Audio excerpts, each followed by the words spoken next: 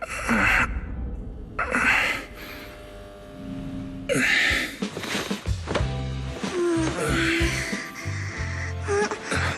Phaethon, this time let me. Vivian?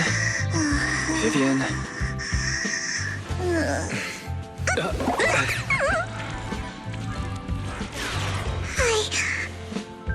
I didn't disturb your sleep, did I?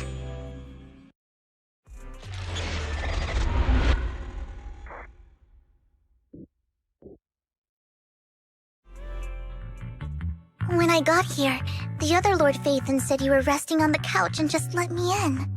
I meant to keep you company while you slept, but then I dozed off myself. I was going to sit here looking super cute, hands cupping my face. You know, like the #1 sleepy face I want to wake up to pose. I can't believe I ended up falling asleep myself. Vivian, are you sure you're awake? That sounded like sleep talk. I'm sure sleeping in that position couldn't have been comfortable either. No, Lord Phaethon. I was just worried that I had disturbed your rest. Just being able to see you sleeping peacefully is already the highlight of my day. No, my entire month. Though it is a bit late, but... Good morning, Lord Phaethon. You're here super early today, Vivian. Is there something urgent? Mockingbird's death has stirred up quite the storm. I took some time to gather intel. It seems someone deliberately leaked the story that Hugo is an illegitimate child of the Ravenlock family, but I haven't found the source yet. Could it be Hugo's uncle, Hartman? Maybe he's trying to turn people against Hugo and Mockingbird by playing the illegitimate child card. I suspected that too. He could be using Hugo's background to make people believe Mockingbird is just another Top's pawn. To the upper class, Mockingbird may be insignificant, but it has a loyal following among regular folks. But after some digging, I was surprised to find that the public isn't turning on Hugo. They're actually starting to see him in a better light. Some people feel bad for him, some relate to his struggles, and Hartman's the one getting all the heat. Public outcry against Hartman is growing, with many believing he murdered Hugo for his own selfish gain. Tops is hosting an industry summit this week, a responsibility usually handled by the Ravenlocks. But my sources tell me another family has taken over this year at the last minute. If I'm not mistaken, Tops is intentionally keeping its distance from the Ravenlock family due to the current public sentiment.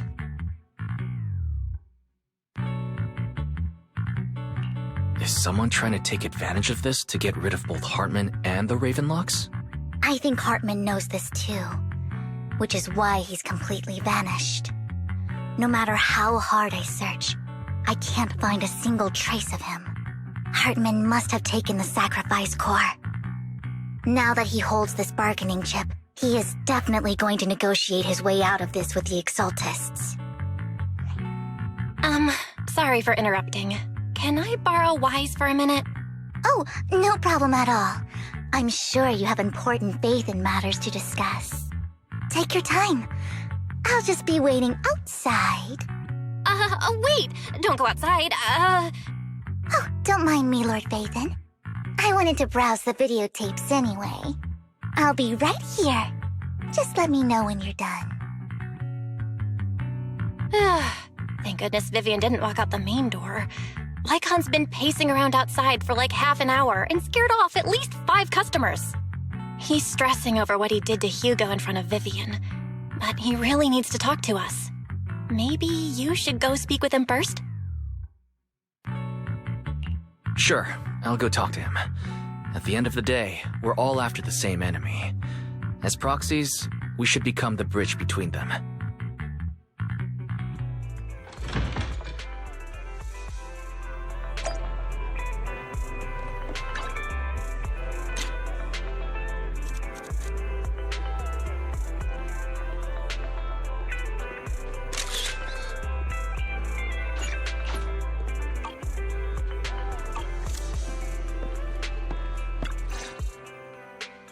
Good morning, Master Proxy. Good morning. Belle just let me know you wanted to talk to us and Vivian about something? Yes, it's an urgent request from the mayor, one that directly affects New Eridu's safety. However, before we get into the details, as a former member of Mockingbird, I'm concerned about Miss Vivian. Hugo made many mistakes and betrayed the principles of Mockingbird, but I'm certain he didn't intend to put Miss Vivian or you in danger. I don't know Miss Vivian very well, and I was the one who took her companion's life. I might not be the right person to comfort her, but I hope she doesn't regret the choices she made or lose faith in the path she chose. Vivian doesn't seem down at all. In fact, she's been actively gathering intel. I think she's handling this with even greater calm than I am. If you're feeling bad about what happened with Hugo, it might be a good idea to talk to Vivian directly. From what I've seen, she's not as fragile as you might think. That's reassuring to hear. I trust your judgment. You've always had a sharp eye for people. Would you mind coming in with me? I'd like to apologize to Miss Vivian in person. Sure, but just to be clear, I'm staying neutral and not picking sides. You both have your own stance on this. As a proxy, I'll do my best to help facilitate honest communication. I respect that. Thank you.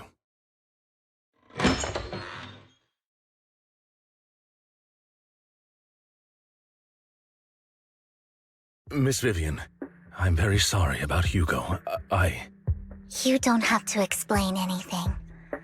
I'm also part of Mockingbird. Mockingbird stands on more than just gain, so it won't fall when fortunes shift. Hugo had his fixations and ambitions. I also have things I must see through. I'm determined to get to the bottom of the Exaltus and the sacrifices. Miss Vivian, as a former member of Mockingbird, you have my deepest respect. You have my word, whatever comes next. I would never harm you or Master Proxy. As for Hugo, please accept my condolences. Condolences? That's not necessary. Mockingbird has plenty of tricks up its sleeves. This isn't the kind of act that ends so easily. Wouldn't you agree? You're right. I'm glad you guys are on the same page, but why do I feel like I'm being left in the dark? Master Proxy, I believe we all share the same goal. Uncover the truth of the Exaltists and the sacrifices.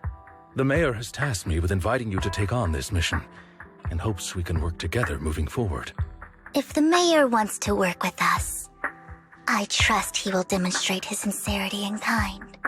Mockingbird will not serve as a pawn for the powerful. That will never change. Of course.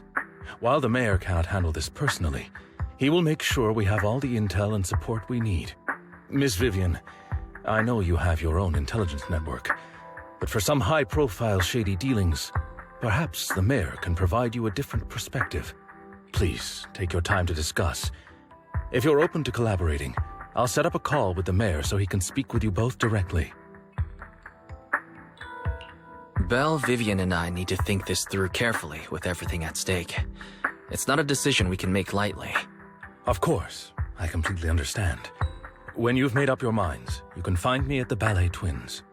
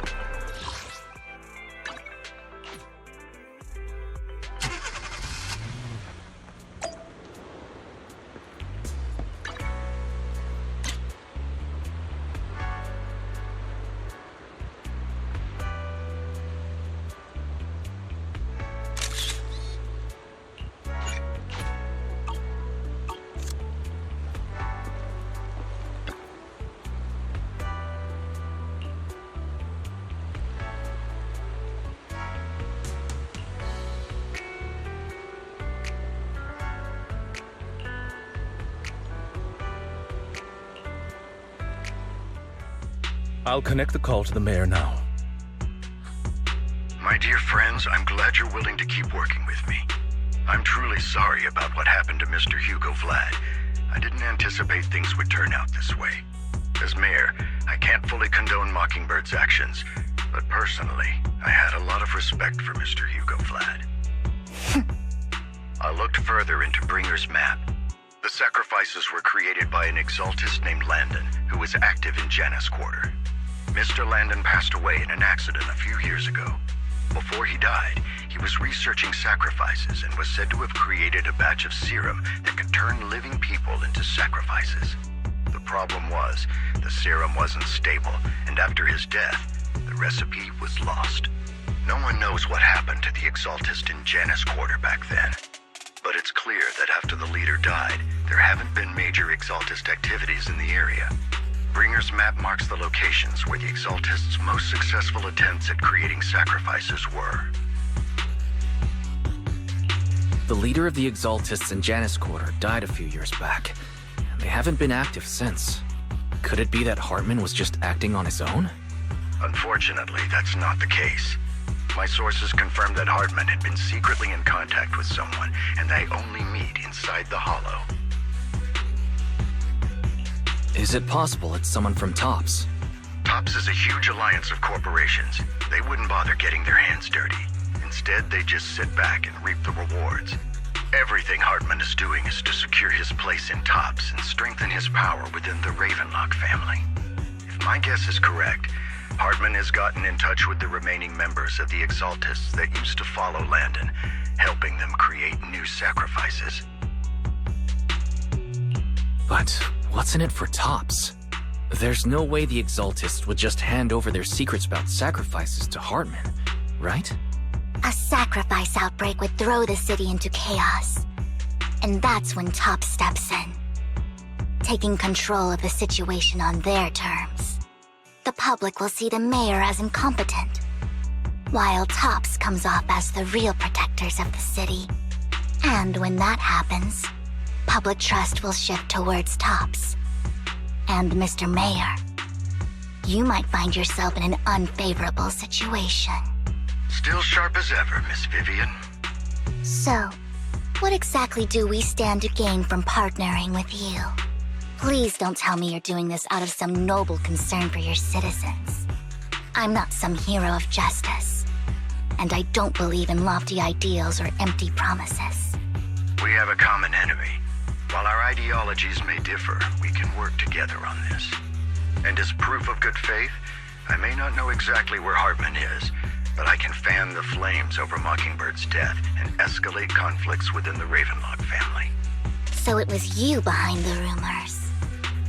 No wonder I couldn't trace the source of the public outcry. I'm not the one who started the rumors. I just helped them spread faster after they leaked. And I pulled a few strings to make sure the story painted Mr. Hugo Vlad as a heroic figure who was unfairly persecuted. As I said before, I had a lot of respect for him, and I'd be happy to clear his name. Now let me lay out my terms for collaboration. After looking into it, I found that the dormant sacrifice you discovered wasn't the only one. There are more places where sacrifices might be lying dormant. Too many eyes are on me right now, so I can't send my own men to deal with it. I'd like to ask you to retrieve the sacrifices from those locations. I'll make sure to dispose of them once you do, so no one will be able to use them again. On top of that, I've asked a friend to help monitor your physical condition, and maybe even uncover more of your potential. Her research overlaps with your teacher's work. You don't need to worry about her capabilities. She's a Void Hunter rank special investigator. Really? A Void Hunter rank special investigator is going to be assisting us? And she's involved in our teacher's research? That's right. She's heading to Janus Quarter for some business. I wanted to set up a formal meeting, but she declined. She prefers to assess things on her own and will reach out when the time is right. She'll let you know the details then. So it looks like you both are on board with this commission and ready to help recover the sacrifices? Okay. This affects a lot of ordinary people in New Eridu. We'll do our best. I know you won't let me down. Given our positions, we might not be friends, but we're definitely not enemies. I'll leave the rest to you then. I've got to go. Goodbye.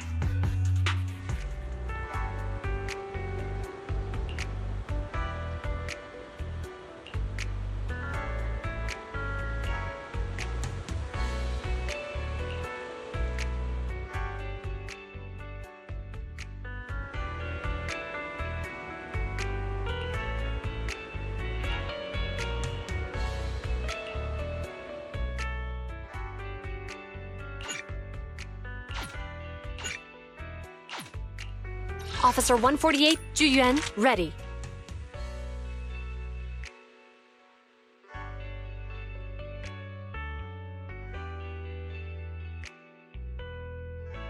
Don't just think about it. Huh? Is something the... Pick me, and I promise you'll learn. The Denny's keep rolling in.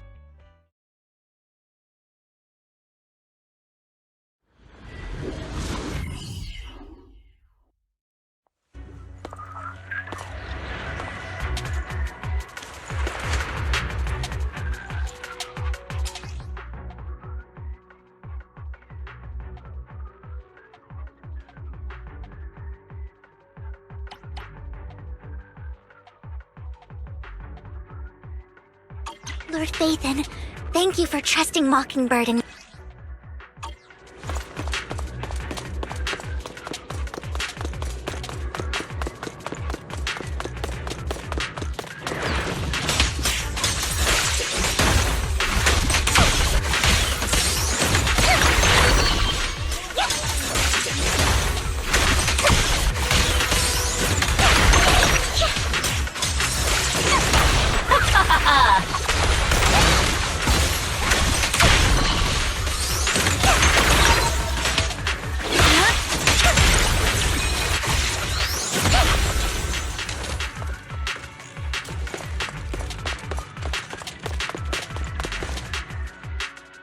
Someone already taken the dormant sacrifice from here? Or did the Exaltus decide to relocate it? No. If these dormant sacrifices aren't handled carefully, they could awaken and turn against anyone nearby. She wouldn't risk moving them unless it was absolutely necessary. Did she realize the mayor was looking into this?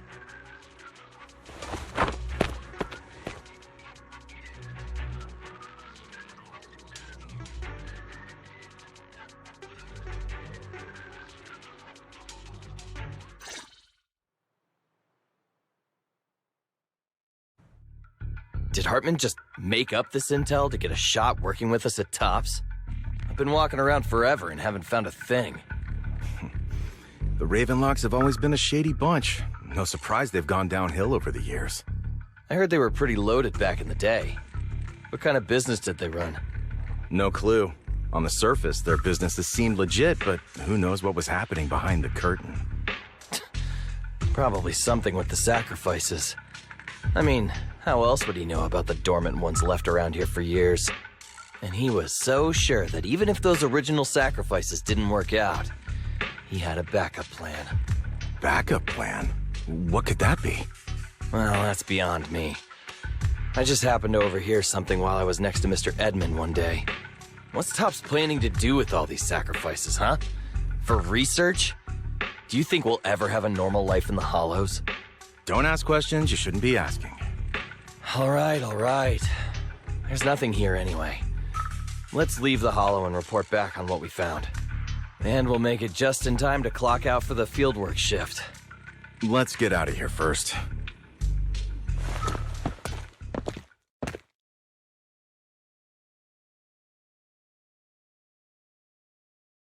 Hartman, that fool. He'll do anything to get into Tops, even if it means playing with fire. She's an Exaltist. Human lives have never mattered to her. The more people get dragged in, the greater the danger. Vivian, you seem a bit frazzled. Who's this she you keep bringing up? I apologize for losing my composure. Please don't mind me. The she I'm referring to is with the Exaltists. Someone I have a history with. That's why the moment I heard about the sacrifices, I felt compelled to uncover the truth. I never meant to hide anything from you. It's just that, for me, the Exaltists bring back painful memories. And I'm not ready to face them yet. So, Lord Vathan, please give me a little more time. Once I've gathered my thoughts, I promise I'll tell you everything. Sure, I'll stop asking. What's more important than an unspoken past is the person standing in front of me now. As for everything else, we can talk about it whenever you're ready to share. Lord Vathan, if we weren't in such a hurry, I'd spend 3 whole hours singing your praises. I'll make note of this and make sure to get it done before bedtime. First things first, let's track down those dormant sacrifices. The Exaltists have probably realized someone's after them by now. I wish we knew what Hartman's backup plan is. I just can't shake the feeling that something bad is about to happen.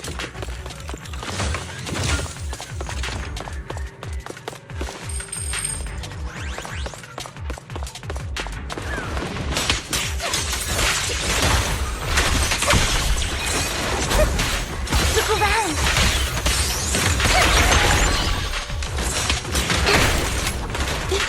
Gotcha! What's up?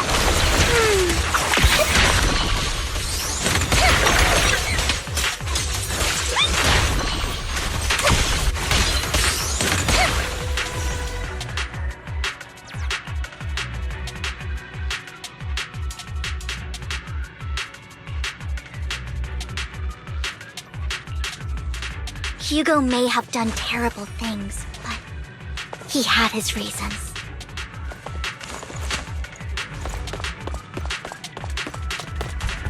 Mockingbird might be seen as the bad guys by a lot of people, but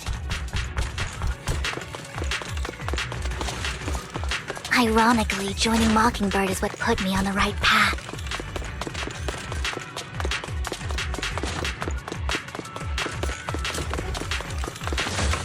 For the first time, I'm needed for more than just my curse.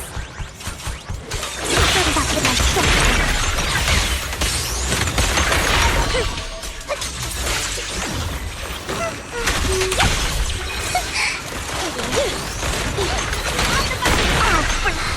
Nothing here either. Are we too late?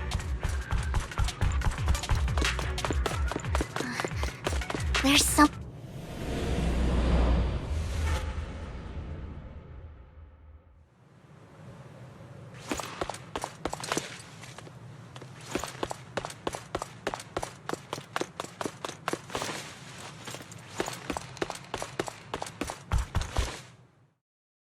I knew it was you, Vivian. Camille, what are you doing here, sis? Are you destroying the dormant sacrifice? Vivian, don't call me sis. I'm not your sister. Are you trying to stop the Exaltists? I never left the Exaltists. You know what Landon did back then! Lord Landon did it for the Creator. His methods may have been extreme, but they were necessary. Back then, you walked away. You should do the same now. We didn't meet today. Take your friends and leave. What's wrong? Are you being forced into this? I can help you. Help me? Like how you helped her? Vivian, you're crying. You see me, don't you? No, You haven't changed a bit, Vivian. No need to hide your tears. I know exactly what's ahead for me. You've made your choice, and I've made mine. One last piece of advice. Stay out of this. She loathes you. I won't tell her we met today. Don't show yourself around us again. Camille!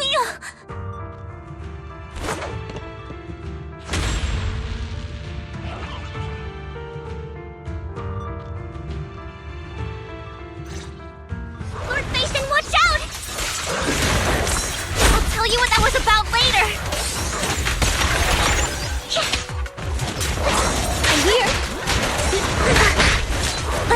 of the ethereals first.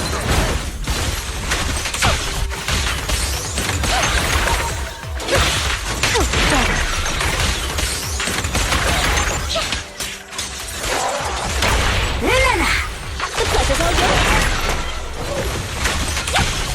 Notice me, Lord Satan.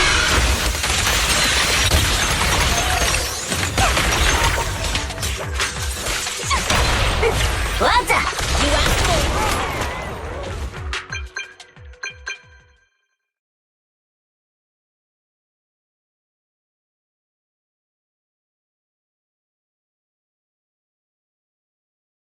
You've been gone forever. Did you run into any trouble? We searched the coordinates the mayor provided. Most of them were already empty. No dormant sacrifices. Camille, the Exaltists have been actively destroying the dormant sacrifices. Why would the Exaltists go after the sacrifices? I saw it too, but I can't figure out why the Exaltists would do this. And one of them is someone I once knew. I thought she would leave the Exaltists after Landon's death, but she stayed. Wait, what did I miss? Why do you know so much about the Exaltists, Vivian? When I was a child, I stayed with the Exaltists for a while. Back then, Landon was one of the most respected figures among the Exaltists in this region. A lot happened, and after Landon died, I left. I can't turn a blind eye to the sacrifices. I know all too well how many lives have been lost bringing them into existence. Ever since I learned a sacrifice had appeared in Janus Quarter, I haven't been able to stop worrying. I won't let history repeat itself. That's why I asked Hugo to investigate, starting with the Sacrifice Corps. Vivian. Please stop. I'm not looking for comfort. I'm just recounting the story for you to understand the situation. We've got bigger things to focus on. But when I do need comforting, I'll come straight to you. I hope you'll make time for me, Lord Vathan. Just so you know, I'm not the easiest to console. Absolutely. If you're feeling down, we'll be here for you. Okay. Back to the matter at hand. That conversation between those two TOPS employees back in the Hollow is still bothering me. They said Hartman had a backup plan, and that got me thinking about some news that was quietly swept under the rug. Lately, there have been mining accidents in Ravenlock-controlled areas. Many workers have died. The families were paid off with huge settlements, way more than usual. No protests, no controversy, and the issue was buried. But considering the Ravenlock's financial position, why would they be so generous with payouts? That sounds sketchy. Do you think those accidents were faked? Precisely. I don't think those workers died in mining accidents. I'm planning to reach out to some old friends, see if they've heard anything about this. Do you have time, Lord Vathan? My contacts are just near 6th Street. Care to join me? Sure. Let's go together.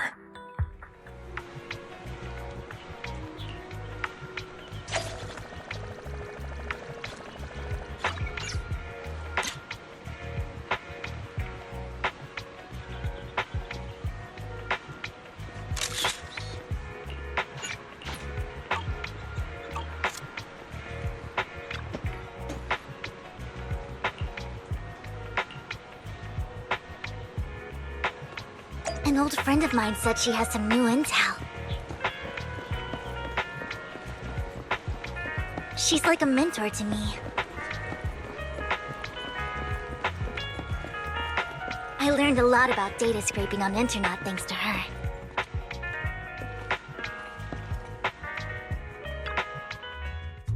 Rain! Long time no see. Yeah, it's been a while. Rain? So you're the old friend Vivian was talking about. Yeah, Phaethon. Long time no see. Rain! You actually know that Lord Phaethon is Lord Phaethon? No, I mean, you actually know Wise as Lord Phaethon. I didn't know right away. One time, I needed a favor from Nicole. I only found out after meeting them. I mean, who would expect a legendary proxy to be running a video store for a living? Oh, by the way, your idol... Rain, let's not bring up old stuff. Lord Phaethon wouldn't be interested in that. Why are you all tense? Right! Lord Phaethon lives on 6th Street too and might know your idol. Remember when you traced that post on Internet to 6th Street and actually went to check it out? And you came back all bummed, spouting nonsense. Like there was only a black cat at the location, and maybe your idol is actually a talking cat. Or something like that. I think I know that black cat. It hangs around our shop now. Lord Phaethon, please, let's drop this topic. Come on, Vivian. It's been years, and you still won't say who your idol is. If you'd just let me, I'd have tracked them down ages ago. I get it. You want to find the person who's important to you on your own. But you've tried so hard already. It's okay to lean on me a little, you know. I'm sure your idol won't hold it against you. I shouldn't have come to see you. Huh? What's wrong? Rain, Vivian said you might have some intel for us. Should we get into that first? All right, let's get down to business. Here's something I'm pretty sure about. The Ravenlock family's claim that those missing workers died in an accident? Don't buy it. The last signal from those workers was near the Hollow. Then communication went dark. I think they were taken into the Hollow. And yesterday, I picked up that the Ravenlock family secretly hired some people to search the Hollow's perimeter. I caught a weird distress signal from someone and managed to track down the source. When I tried to reach out, the signal cut out completely.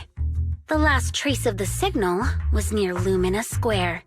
Finding someone in real life isn't really my thing, so that's where you come in. Okay, we'll take a look around. You just said this is something you're sure of. Do you have anything you're not so sure of? I dug up some info online, and one thing stood out. A few days ago, there were some creepy sounds coming from an abandoned warehouse by the port. The place was locked up, so no one could see what was happening inside. Not sure if it's related to your search. If you don't find anything useful around here, it might be worth checking out. Well, that's all I have for you. Thank you, Rain. Don't get all emotional on me now. I'm just helping out a friend. This one's on the house.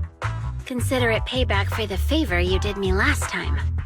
But if you still want to find your idol, hit me up. I've been curious for what... All right, don't worry about it. I'll manage it myself. Stop being so nosy, Rain. Nosy? Nah, just professionally curious.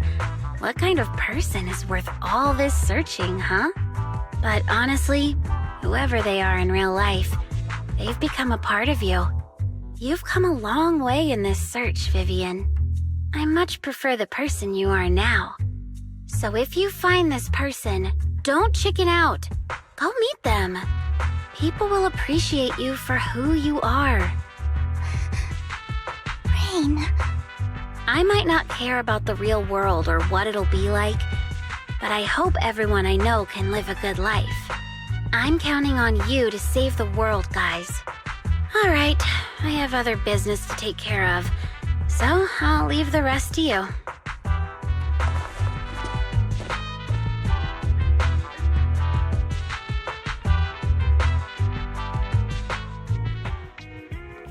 Lord Phaethon, please pay no mind to what Rain said.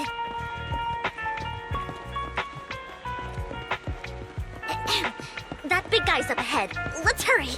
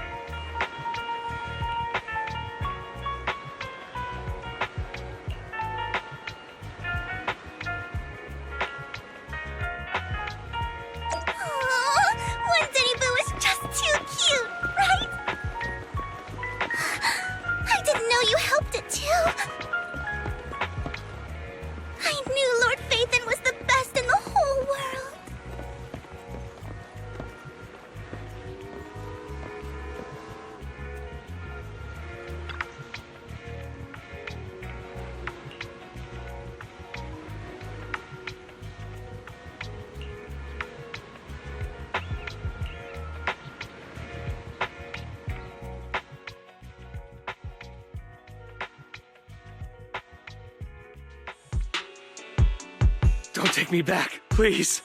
I was wrong. I know I messed up. I don't want your money anymore. Please, no.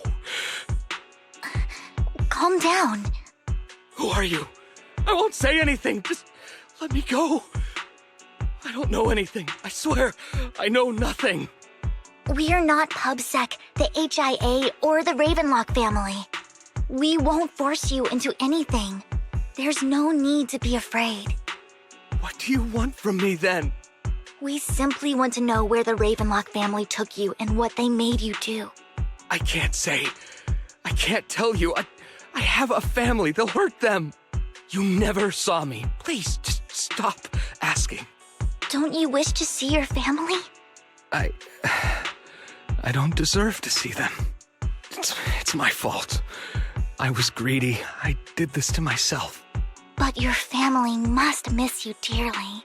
I'm sure they won't blame you. No, it's my fault. It's all on me. I don't want to drag them into this. If the whole ship is sinking, no one on board can escape. I'm just a nobody. And right now, there's nothing I can do to change anything. If you care about your family and friends, now is your chance to stop the disaster before it's too late. Even a butterfly flapping its wings can send a tsunami surging across the ocean. No one knows how this will turn out. But if you do nothing now, the only thing waiting for you at the end will be regret. We're not here to turn you in, and we won't force you to confront them. You'll be safe with us. I'll help you return to your family. But you must tell us precisely what happened. Hartman offered a huge amount of money, looking for workers to go into the hollow to guard something. The money was way too good. We all kind of figured something wasn't right. I thought it was just smuggling or guarding some kind of illegal ether resources, so I signed up. After we sent in our applications, Hartman's men took us into the hollow. The first place we went, there was a strange box. When we got there, they handed us some pills, saying they'd improve our aptitude for ether, for us to last longer in the hollow. But after I took them, everything went fuzzy. Something was definitely off about those pills. When I woke up, I saw my coworkers dead in front of me. And there was blood all over my hands. They said something about me being a good experiment, moved me somewhere else, and locked me up. They wanted to inject me with something. I got scared and didn't know what was gonna happen. But then a blonde guy found me, gave me a carrot, and let me go. So I escaped. I didn't want to kill anyone. I don't know. It wasn't your fault that your coworkers died. You were just a tool in their hands. Do you remember the place they first took you? Do you know what was in that box? I only remember the first place was like a rooftop. I think it was on top of a tall building. What exactly was in that box? I can't remember. I'm not lying. Those pills they gave us, they make you hallucinate. I took just one and my mind felt like it wasn't my own. My memories turned into a blur. I'm telling the truth. I'm not trying to run from my mistakes. I just really can't remember what happened. I know you're not lying. We'll arrange for your protection. You can rest easy and recover, and your family won't be dragged into this. Once this is all over, you will be able to reunite with them.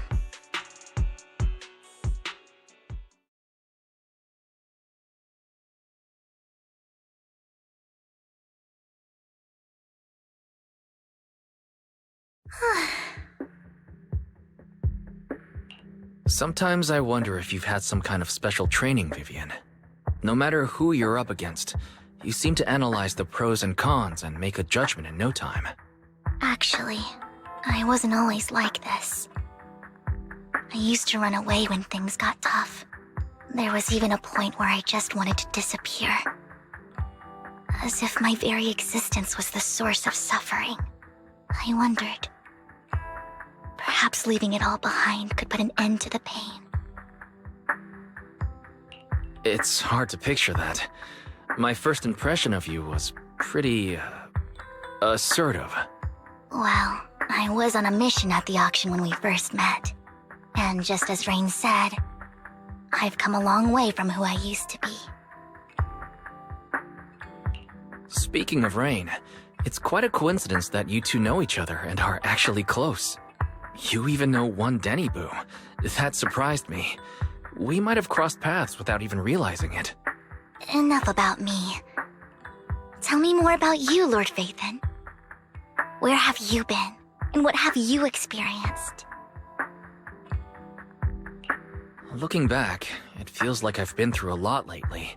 Belle and I even lost our Phaethon account.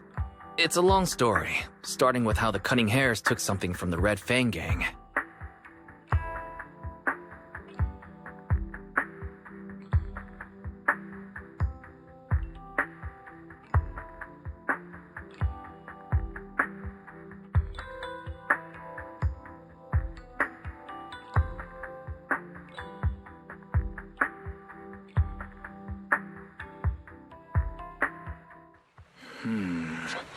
It should be around this area.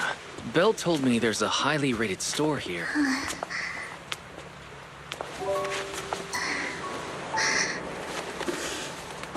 Lord Phaethon! What's wrong? I've seen that black cat on 6th Street. That harmonica in the outer ring you mentioned. I've heard it before, too. I've even been to the monument outside Hollow Zero. But none of that was a coincidence. It was me.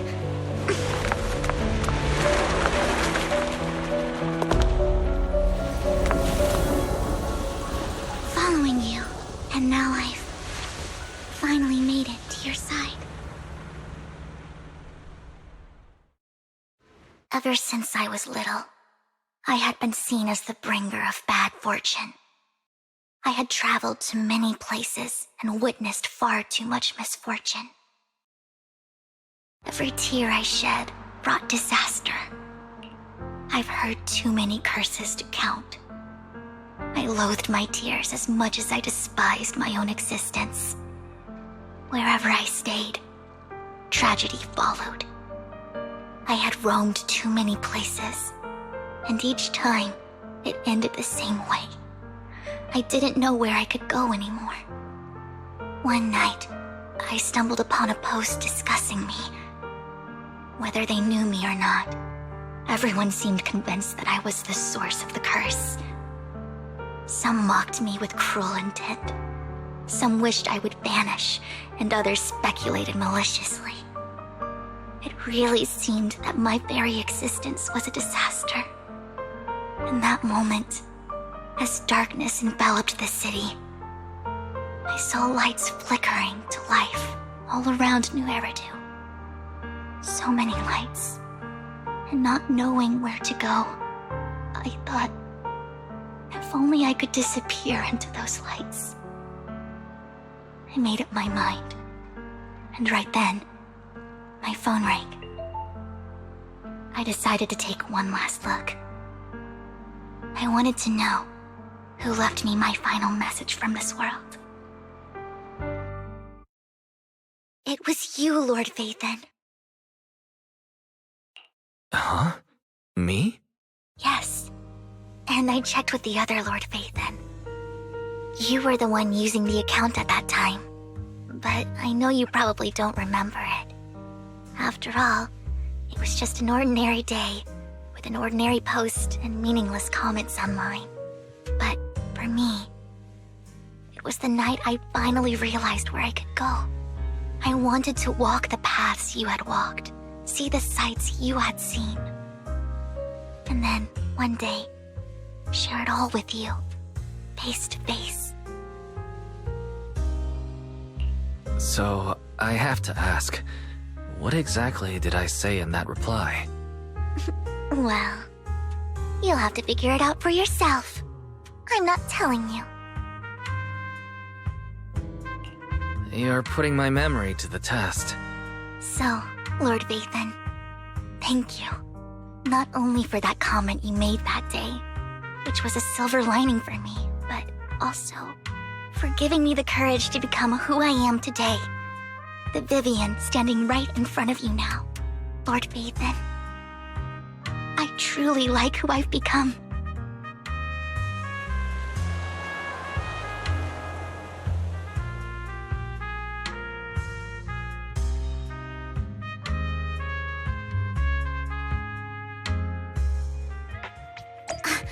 Lycon just sent a message. There's an update. Let's head back to the video store.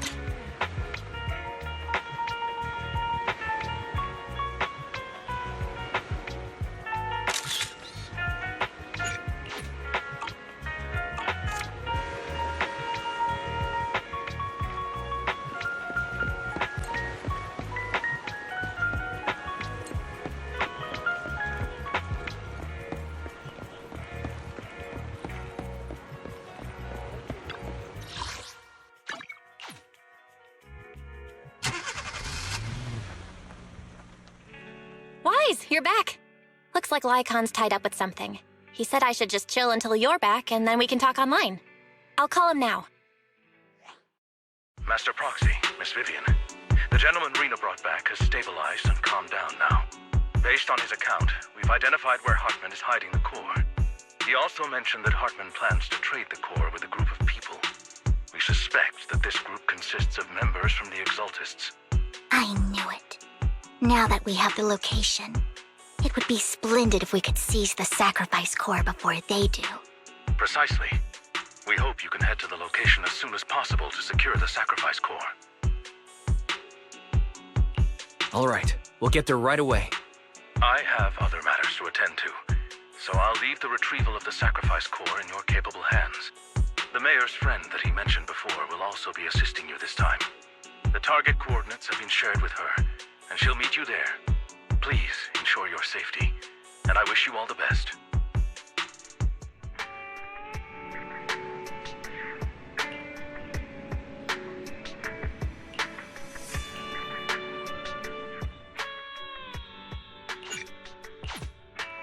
Officer 148, Juyuan, ready. Pick me, and You're not gonna mess up my new clothes, are you?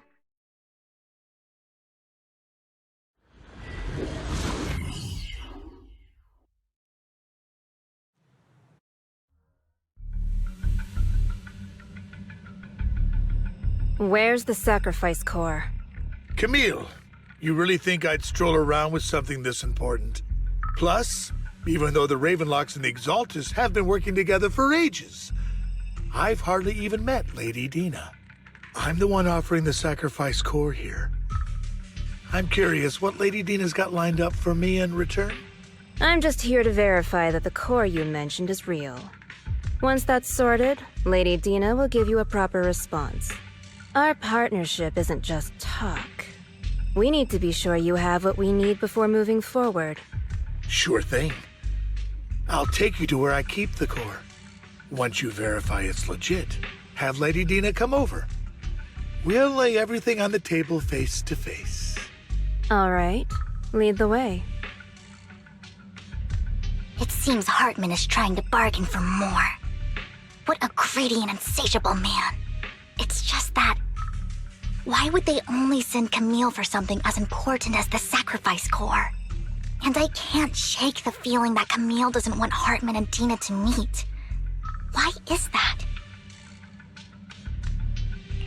So this Dina they were talking about, is she the leader of the Exaltists? Kind of. Lord Vathan, I really think we should hurry. We must get to where Hartman keeps the core before anyone else does. I've mapped out a shorter route, but there will be ethereals along the way. I'll leave the fighting to you, Vivian. Don't worry, Lord Vathan. You're in capable hands. I'll ensure your safety.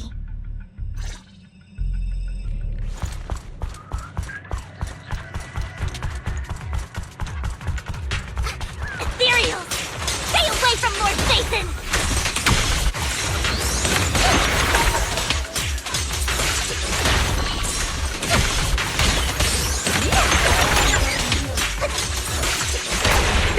What the?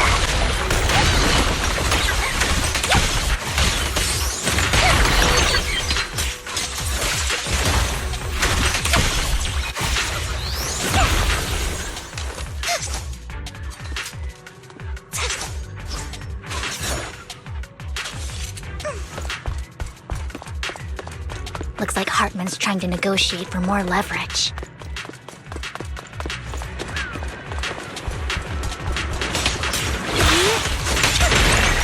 Let's get out of here before we're spotted. Let's keep moving, Lord Phaethon.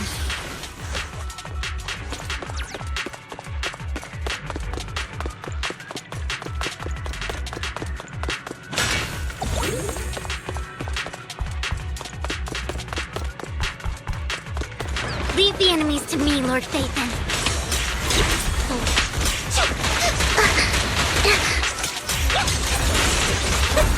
Look around! Behave yourself! Don't you better not get my treasure!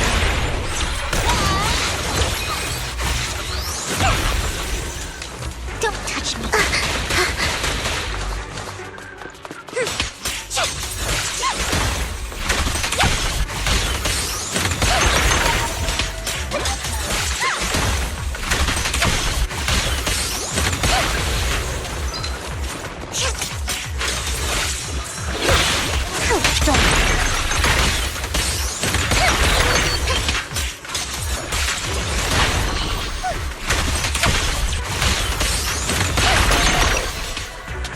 They're still over there. Looks like they're arguing. This is our chance. Let's hurry.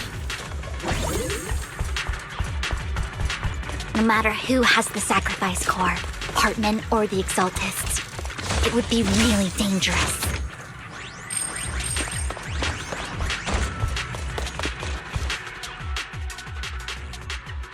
Hand over what's in the box. Or we do this the hard way. You sure talk big, little girl. Let's see if you can get past me first.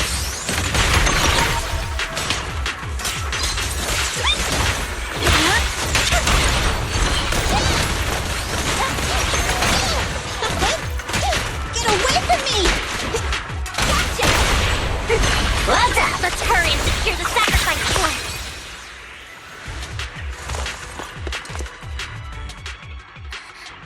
Lord Phaethon, the box is empty. So Hartman never kept the core here to begin with? How did you even find your way here? Where's the core in the box? What did you do with it? You call this keeping the sacrifice core safe?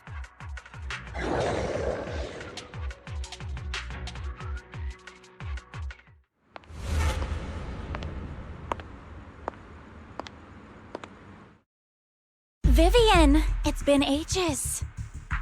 Dina! Oh my, you actually remember me. So sweet. Look at you, thriving. I thought you'd totally forgotten about our past. So, tell me, do you ever dream about the people you've killed? Are they crying in your head all night? Back then, I had no idea. You had no idea? While you were soaking up all that love from your daddy and everyone else, you had no idea what was going on? I wasn't... Lady Dina, Miss Vivian didn't actually... Camille, when did I say you could meet up with Hartman today? I just wanted to make sure the sacrifice core is legit. I was worried Hartman might try to pull a fast one on us. Really? So loyal. I thought you'd be more like the old days. Just a few words from Vivian, and you'd be plotting my demise. Just like what you did with Father. I won't, Lady Dina. Don't even think about betraying me, Camille. You owe me for what went down back then. However, I do understand your worries. This core, it's fake. No way! I got this straight from Hugo. It can't be fake. How can you just claim it's fake without any proof? Ugh, seriously?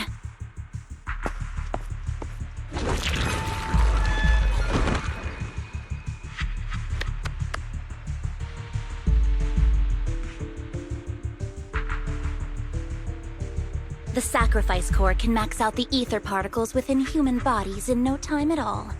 But look at your little subordinate. How uncouth. He's making noises like some animal. Can you shut him up? So annoying.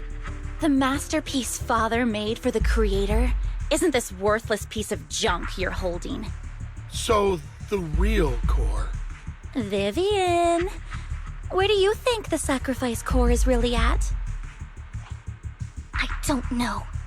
If I knew where the real core was, I'd destroy it without a second thought. Dina, you understand what the sacrifices are, and you know those who were blessed should not have to endure such horrors. Oh, they shouldn't have suffered those horrors. Weren't you the one who decided if they'd be blessed or not? If it weren't for your tears, how would they have encountered such misfortune? How self-righteous, Vivian. Their fates were in your hands. It was you who brought disaster on them. Landon just needed an excuse. He needed someone to blame. Whether I shed tears or not, he'd treat living beings as mere subjects for his sacrifice experiments. Dina, you know all of this. Landon even went so far as to sacrifice you.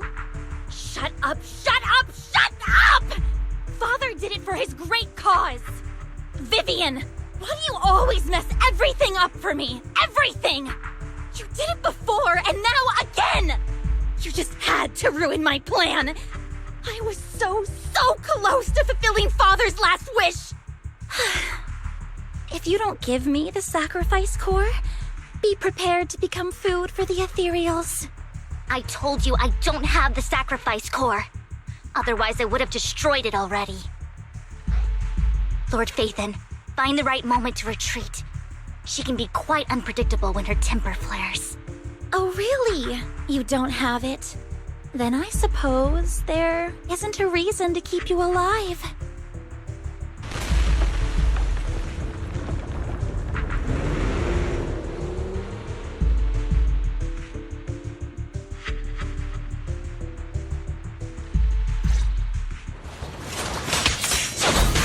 More ethereals are coming. Who dares get between me and Lord Phaethon?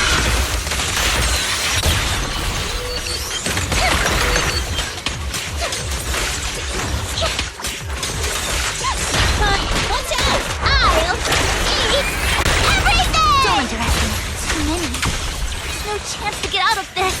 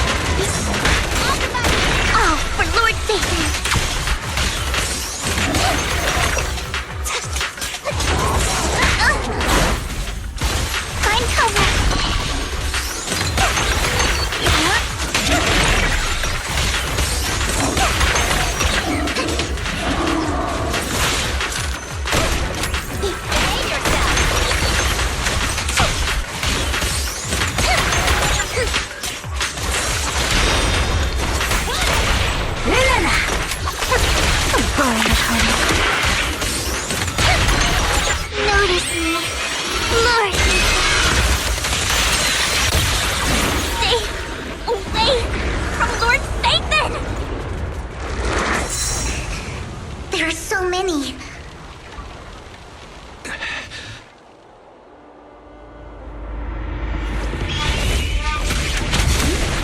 It's ink.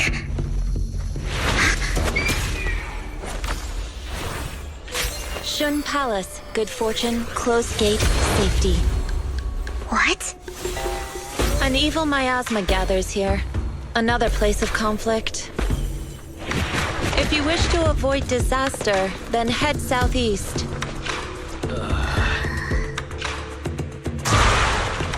Now! Thank you.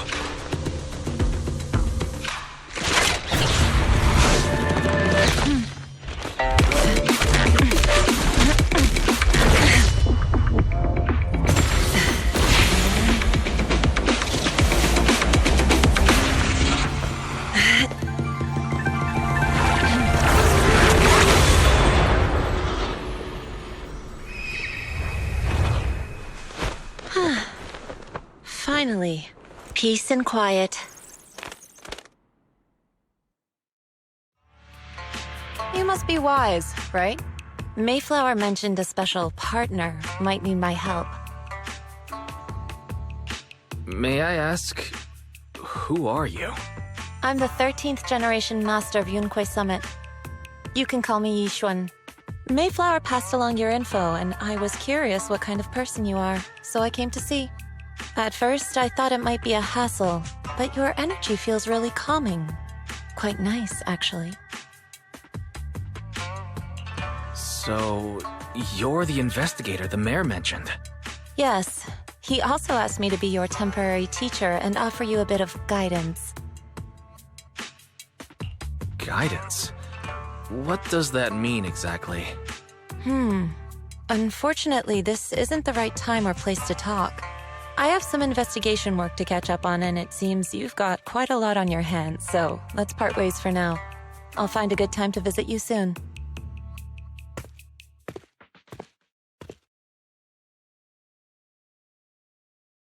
I'm so sorry, Lord Vathan. I'm just not feeling very well. I think I'll head back for now. I'll investigate the sacrifice core and reach out once I find something. You don't look so great. Let's get out of here and figure things out later. Lord Vathan, are you going to rest now? I can head back later, Vivian. You seem a bit off since we left the Hollow. If you want to talk about what's bothering you, I'm here. Sometimes it helps to get it out. I didn't mean to keep my past from you, Lord Vathan. When I was little, people thought I brought misfortune, so no matter where I went, no one wanted me around for long. Then, one day, Landon adopted me and brought me to the Exaltists. There, I met Dina, who was so kind to me, treating me like a dear sister. She told me her father, Landon, was a great man who'd one day make everyone stop fearing the Hollows, so all life could live freely inside and outside of them. Dina helped Landon pick people for the blessing, and everyone in the Exaltists respected her greatly. Those who received the blessing would have a better ether aptitude, allowing them to enter the Hollow freely without fear of sudden disaster. Back then, Dina would chat with me every day, always about the Exaltists and her father. But things between us shifted when Landon asked me to step in for Dina. Landon told me I didn't only bring misfortune, and that if I listened to him, I could actually help people. After that, he'd take me to meet people, and if I shed tears, he'd give them a blessing medicine. Those who got the blessing could dodge calamities. At first, I was ecstatic, thinking I could help others. I shared my joy with Dina, but that was when she started to pull away from me. Was that blessing medicine the same sacrifice serum Bringer had? Yes. To be precise, it was an early version of the sacrifice serum. Landon's medicine wasn't stable. The medicine Landon developed could boost abilities quickly, but also sped up the development of ether corruption. In the end, most people turned into ethereals, and a few became sacrifices, losing all human consciousness. The ethereals were killed while the sacrifices were given to the higher-ups of the Exaltists. The Exaltists wanted the sacrifices to hold human consciousness, so Landon's medicine was seen as a failure, and he gradually lost influence within the Exaltists. One day, I saw Dina, and tears streamed down my face. In a bid to save his reputation, Landon decided to let his own daughter receive the blessing. I had always thought that getting the blessing was a good thing, until I saw terror in Dina's eyes that day. That evening, I broke Landon's rules for the first time and followed him out of the Exaltist's residence. I trailed him to the Hollow, where I witnessed someone who had been blessed becoming corrupted. In the end, that person became an ethereal. Then, without hesitation, Landon killed him. Before Landon returned, I went back to the residence and snuck into his study. And there, I uncovered the truths I just told you. And just a few days later, it was time for Dina to be blessed. I wanted to save her and stop anyone else from getting deceived. So, that day, I told everyone present that Landon should be the one to receive the blessing, not Dina. At first, Landon argued, and no one believed me. But, in front of them all, I looked at him and let my tears fall.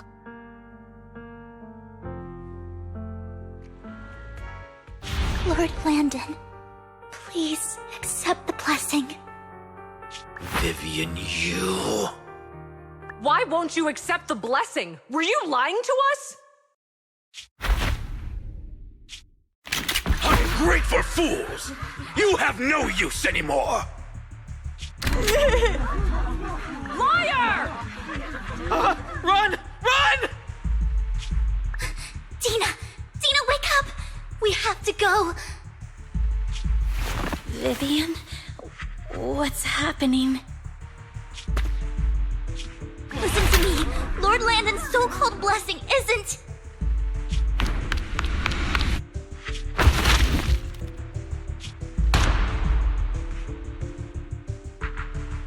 Father!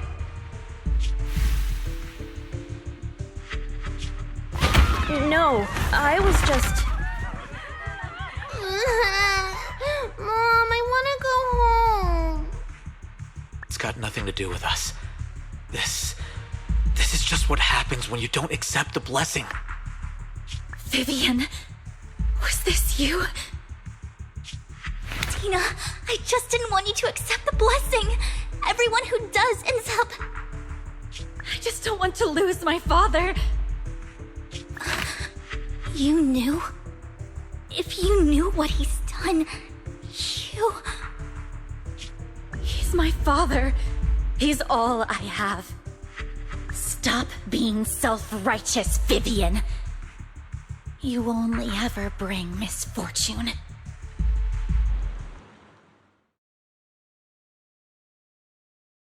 I thought once Landon was gone, Dina would leave the Exaltists. I never expected her to continue his research, or that Camille would stay. Camille lost her entire family in a hollow disaster, so she's always supported the Exaltists. She's not a bad person. She's just someone searching for hope. She joined the Exaltists very early on, and even watched Dina grow up. That day, she was just so desperate to save Dina that she... All these years, she's been following Dina, taking care of everything out of guilt, I think. But I didn't just fail to save Dina. I trapped her. I see misfortune approaching, but I can never change its course or avoid the bad ending. Maybe I really am a bringer of misfortune.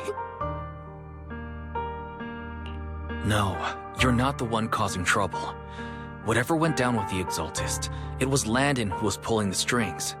As for Dina and Camille, they knew the truth and they made their choice. The hollows and the disasters they caused took more than just their loved ones. Not all survivors cling to obsession and hatred like those two do. Lord Phaethon. You need to believe in yourself, Vivian. From what I can see, you're handling this sacrifice crisis pretty well on your own. Besides, you told me you really like who you've become.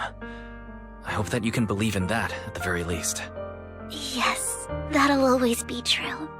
Thank you for listening to my story today. Years have gone by, but I've never had the courage to face all this.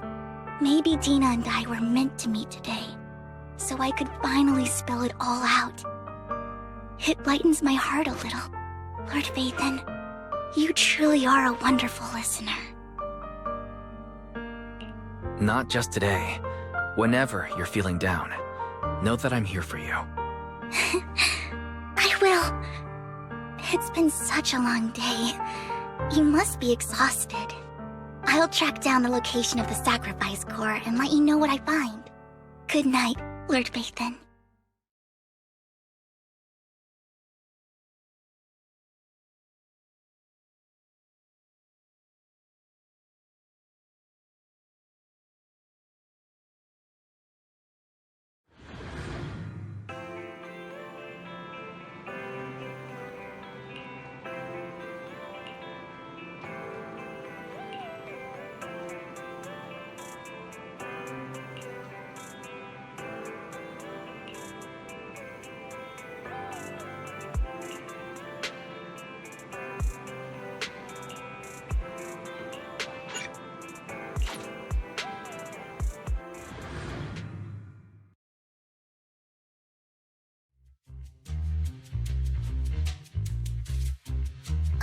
Shawl, I didn't expect you to be working here. Perfect. I was just covering someone's shift. The screening here is super strict, and I was afraid the supervisor would realize I was new and subbing for someone, so I hid in the control room during the supervisor's inspection. So I happened to bump into this guy, a blonde man wearing a hat, and I think he was checking some footage. Then he logged that footage into the tape he brought. Later, I found that part of the footage had been wiped. Blonde, wearing a hat. Could it be Hugo? Do you know him? I think it's him. If it were Hugo... I think I know where he would hide the tape. Thank you, Shaw. You were a big help. Great! You also helped me a lot when I started working.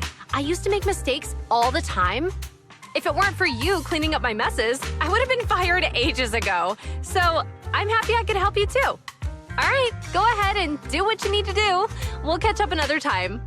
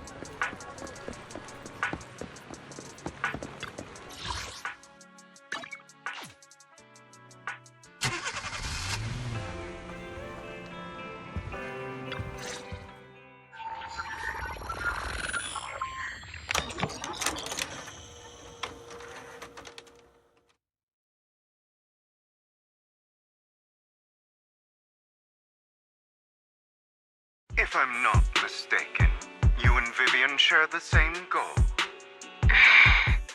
Silence is no good for negotiation.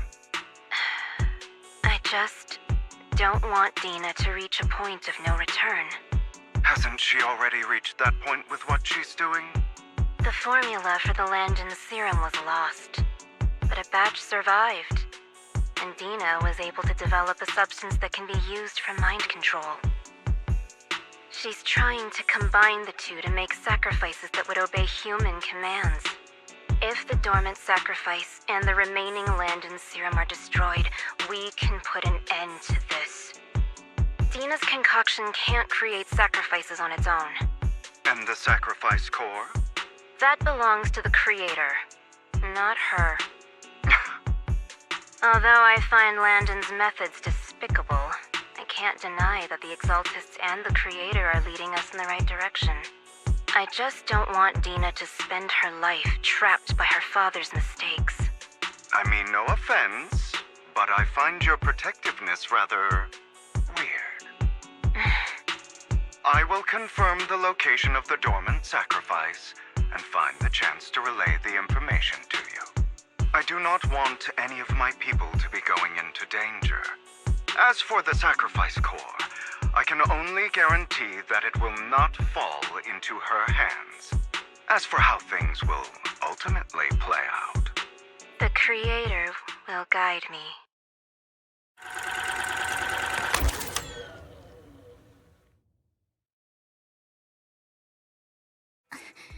Camille was actually destroying the dormant sacrifice? Compared to Camille's motives, I'm more concerned about whether Hugo has more plans lined up. Hugo... Wise, Lycon just sent a message saying he's got something urgent that he needs to talk to us about now. All right, let's patch him in. Master Proxy, I apologize for disturbing you. We have just learned that the Ravenlock family will host a banquet tonight. This banquet is rather special, as they're allowing members of their family to invite business partners to attend. With Hartman at the center of controversy, there are many members of the family who are eager to use this opportunity to replace him. The mayor has been spreading rumors of a young tycoon who inherited a sizable fortune and is looking to partner with a person from an old and influential family. This information has lured a young man named Burton from the Ravenlock family. So, you want me to pose as this tycoon and use Burton to infiltrate the banquet? Correct. And Hartman's study is also located within the venue. I see. Hartman's study might hold valuable information.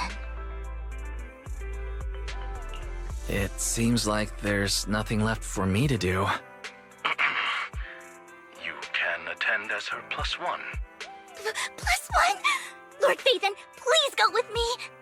Master Proxy, it seems Miss Vivian requires your presence, so... Yes, just your presence will help me immensely! Sure. If we go together, we'll be able to keep an eye out for each other. I'll accompany Vivian. I'll send you the time and place for the meeting with Burton. If you encounter any danger, please evacuate immediately or contact me for backup. I hope everything goes well for you tonight.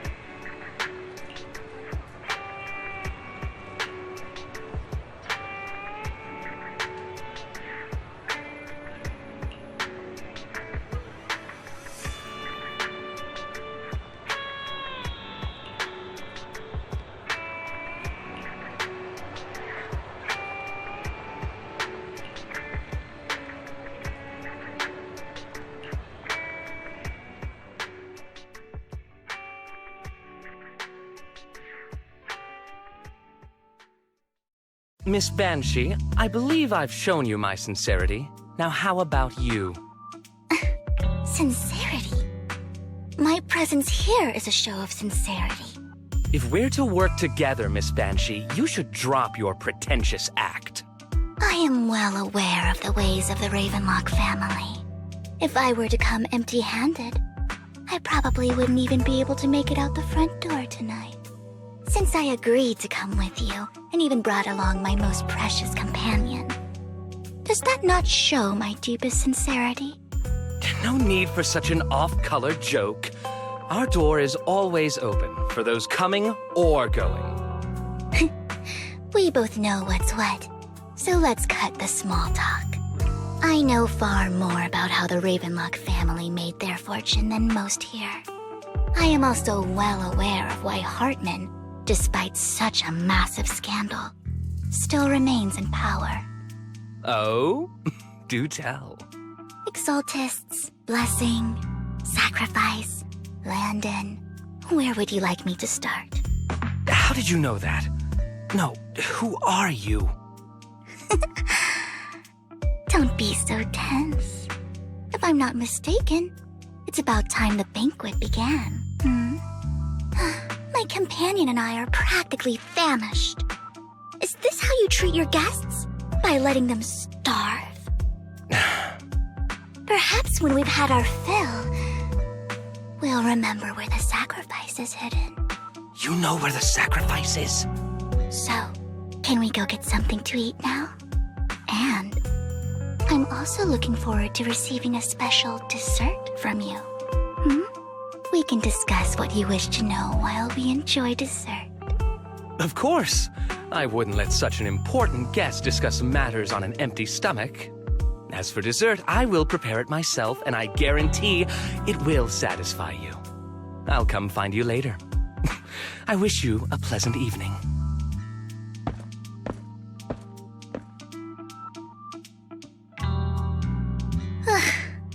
These kinds of people are exhausting to deal with. I really don't know how Hugo used to put up with it.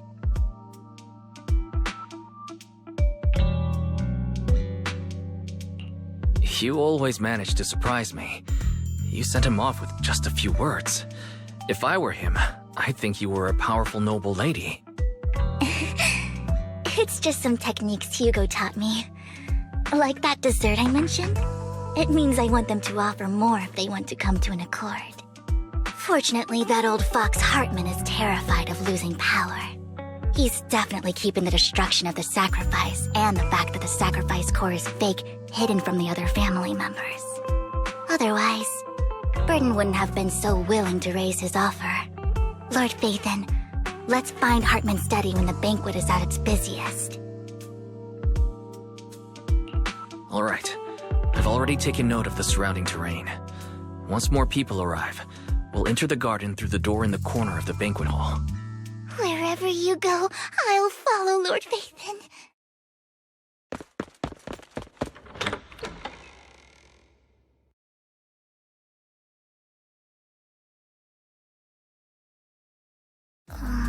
Isn't this going a bit too well? The security outside of the manor is really strict, but maybe it's more lax on the inside? Just in case, though, let's contact Lycon. Right. Having some backup would be safer. Let's check Hartman's recent correspondences for clues.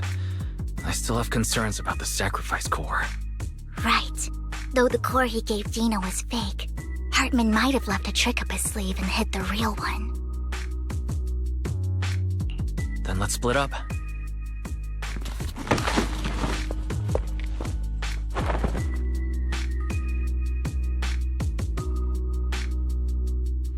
Esteemed guests, is the catering at the Ravenlock family banquet not to your satisfaction? So much so that these two distinguished guests felt the need to come to my humble office to scavenge for food. Don't want to come out? Well, after all, you don't have long left. Burton, that greedy idiot, fell for the mayor's trap. But I never expected that he would bring you into my territory. I suppose I should thank him. Otherwise, I would have had to go to great lengths to eliminate you. Vivian, Phaethon, give Hugo my regards. Tell him I shall be taking the wealth and power of the Ravenlock family for myself.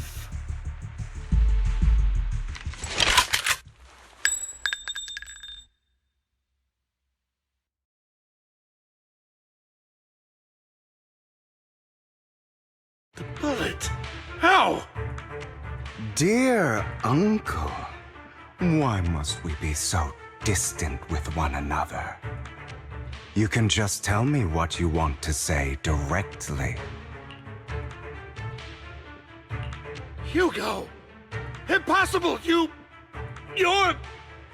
Uncle, you must know a Ravenlock will never stop until they get what they want. Did you really think I would be defeated so soon, when I have yet to trample you into the dirt? You filthy bastard! You only know how to resort to these petty tricks! Petty tricks?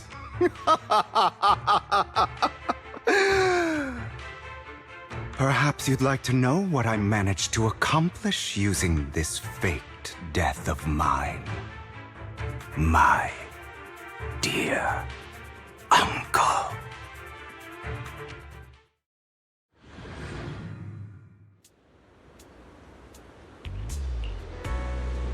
Faking my own death. Hope it's all worth the theatrics in the end.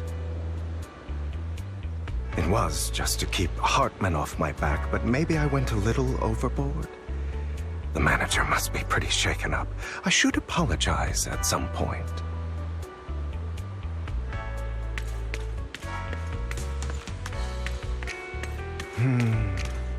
Guess I'll also bring Lycon along. He's my partner in crime, after all.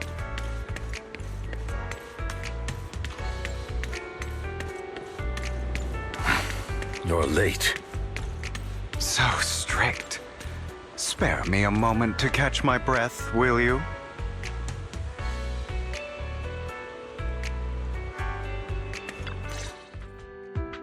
You're taking longer to rest than I expected. Lycon, you think too highly of my physical capabilities. Well, thank you for your cooperation. I must say, if nothing else, at least your acting skills have improved. Why do you look so angry? You should be happy. We pulled that off together with flawless teamwork and managed to fool everyone. Drop your foolish facade. I'm glad you still remember the code we set all those years ago. And thank you for ensuring your sleight of hand didn't deteriorate. Oh, right. I should also thank the blood bag hidden in my clothes and our other props. Do you remember when we last used this trick? It was probably ages ago. Sometimes I really don't understand you. Have you never thought about what the consequences would be if I didn't understand your code? If I decided against helping you? Or if I just couldn't control my strength properly? You'd understand it. Of course, if things really did go awry, I had alternative plans.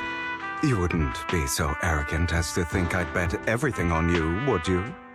You're insane. Aw, I'm flattered. So what exactly is the purpose behind all this? Surely after going to such great lengths to erase your own existence, you don't just plan to hide here and reminisce about the past with me. Don't try to brush this off. I've already helped you enact your plan. Tell me the truth. Don't get your tail in a twist. I have more plans that require your assistance, so naturally I would not hide anything from you. Simply put, as things stand, whether as Hugo Vlad or as Mockingbird, I am doomed to die. Seems you've made quite a few enemies.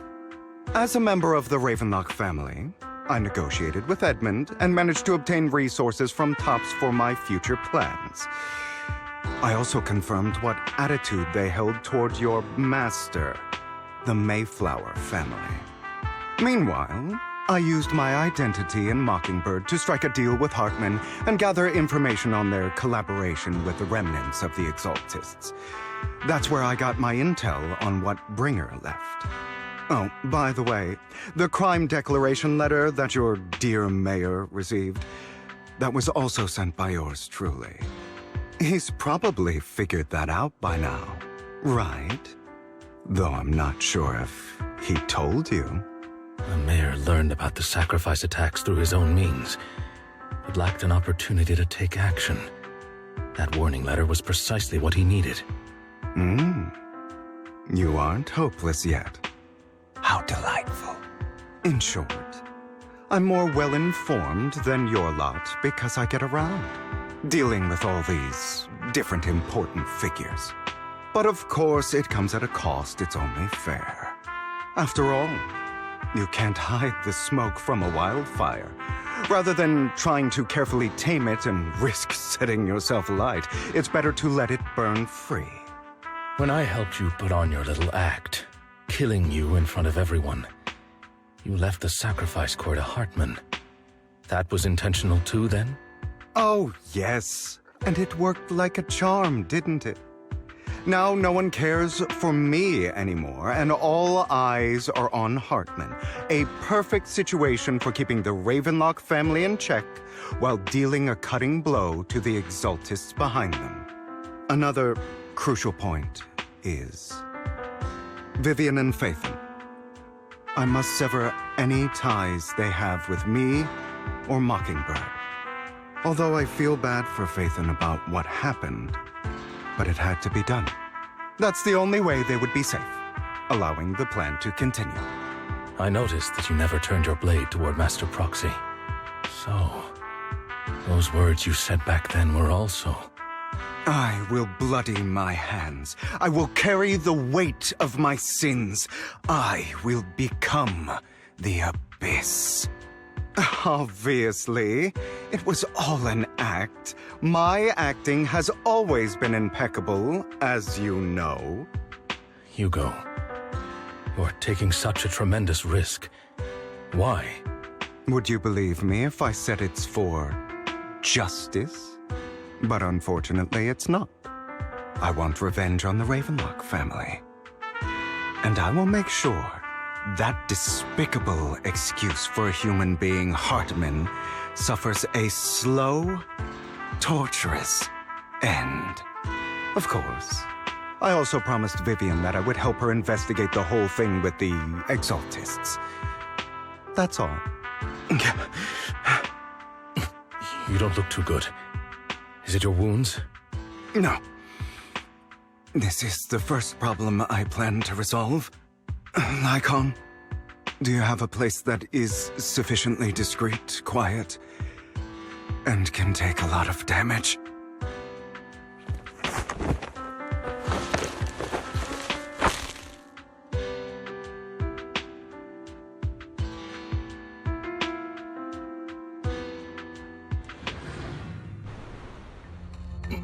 What exactly are you doing?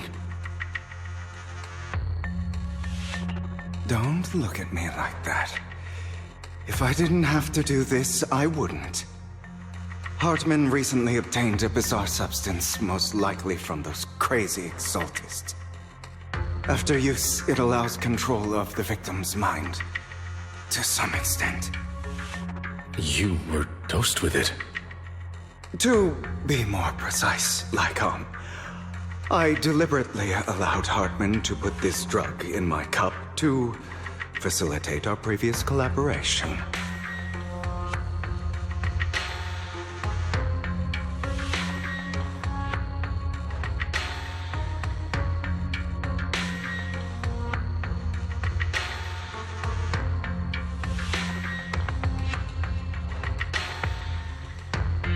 After finding out about it, I quickly found someone to help analyze its composition. The good news is he gave me a very low dosage, perhaps because he was afraid I might notice. There's a different medication that can delay its onset, preventing me from actually being under his control. I simply need to put on a show in front of my dear uncle. The bad news is that currently there is no antidote. When I delay those effects, however, they will accumulate and erupt when my body reaches its limit. It may even break my mind. And that's exactly what's happening now. I need to endure those accumulated consequences. So, I will lock myself in this room for however long that takes. I've tied my limbs to prevent me from smashing this place or accidentally hurting myself. Anyway, after you leave, do not open this door, no matter what you hear. I recommend seeking professional medical assistance. This is advice I received from a doctor. Or are you saying you don't believe I can make it? So, Icon, come find me here at the scheduled time. All you need to do is smile and await my victory. What if I want to stop you? You know you won't succeed. You never have. And you never will. Well, time is short. Let's begin. I understand. Don't die, you stupid bastard.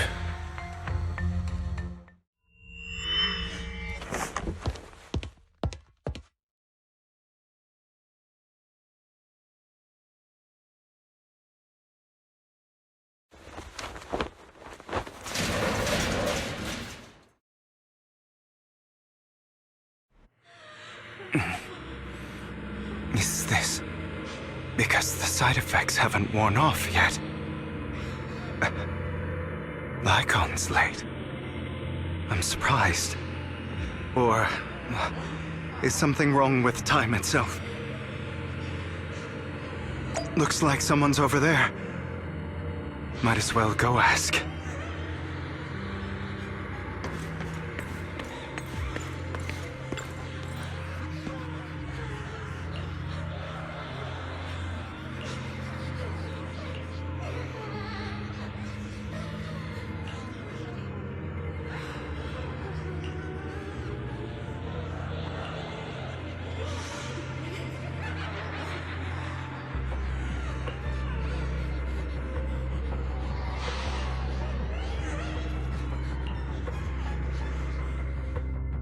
All your fault! I wish I had never given birth to you!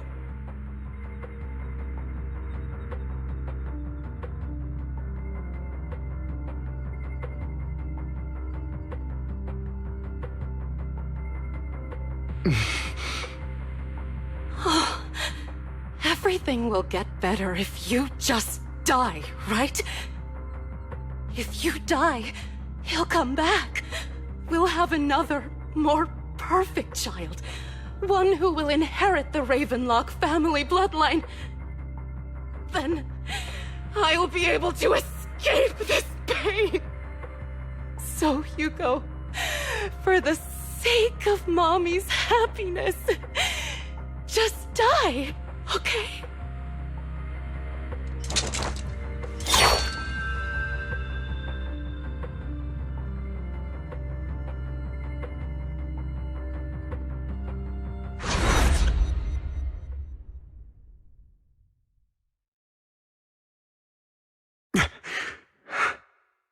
So, I wasn't awake yet after all. That's because you don't want to wake up again. Who are you? I am you. Hidden deep within your heart. Your most true self. You want to kill her, don't you? your so-called mother. Every time she beat you without reason, when she tried to gouge out your eyes, when she sold you into that hell, laughing all the while. You wanted to be the one to end her life. Why not admit your hatred? As you are, you can hunt her down and make her pay for the living hell of a childhood she made you suffer. Yes, I hate her. I hate her because she was foolish and shallow, greedy and stupid. I hate her because she doesn't deserve to be a mother. She did everything she could to try and get into the Ravenlock family, believing she could live a life of luxury without having to do anything and never realizing she was a pawn, discarded from the very beginning. So she chose to blame me. Blame me for my heterochromia. Blame me for my very existence. But I won't kill her, because I know it won't change anything. She was incapable of loving me, just as she is incapable of loving herself. Have you been brainwashed by that dog? Keeping up the act of being some magnanimous and forgiving fool? Don't compare us. I've simply come to understand love or hate. I make my own choices, and they have nothing to do with anyone else. She sold you to the Ravenlock family for a huge sum of money. She used that money to start a new life without you. While she was indulging herself, you were going through hell in the Ravenlock Manor. Does it not torment you? Do you not feel the hatred? Do you not want to demand answers? Kill her. Only by killing her can you be truly free. For a long time, I thought the same way.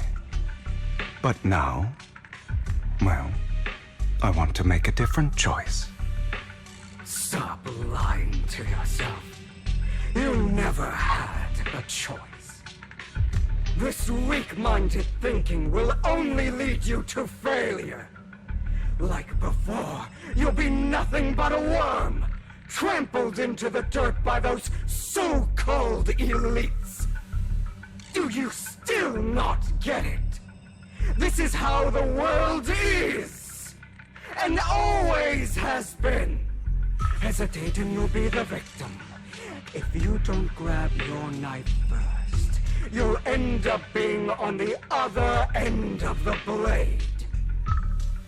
If you want to change anything, you must first become the one who makes the rules. Just like that woman. The only reason she could treat us that way was because we were weak. So listen to me. Find that woman, kill her, and prove to this world your strength. It's what she deserves. Why forgive them? They don't deserve it.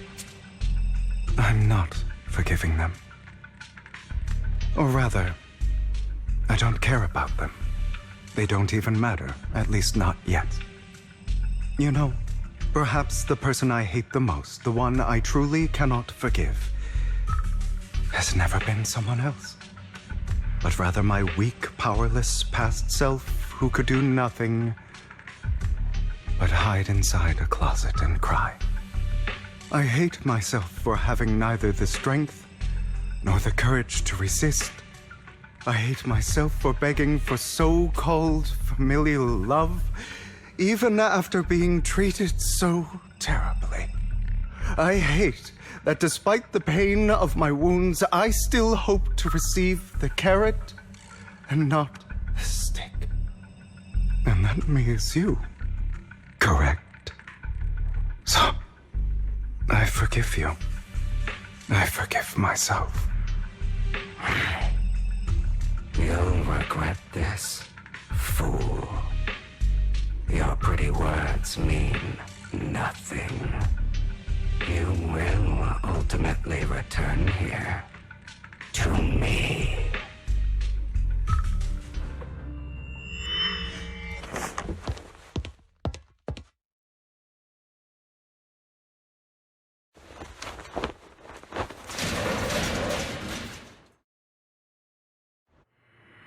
I see. This is still an illusion. I wonder who's going to show up this time. Brother! Hugo, let's play hide and seek! I'm already hiding! You'll find me, right? Like you always do!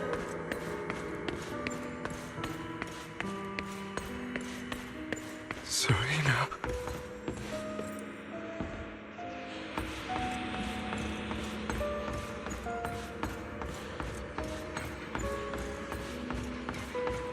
You're looking in the wrong place. I found an even better hiding spot this time. Harder to find than any place you showed me.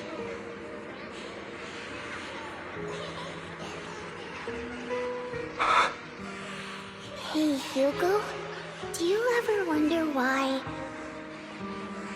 I had to die? It was because of me. That's right. It was because of you. It's all your fault. If only you didn't exist, I wouldn't have had to suffer.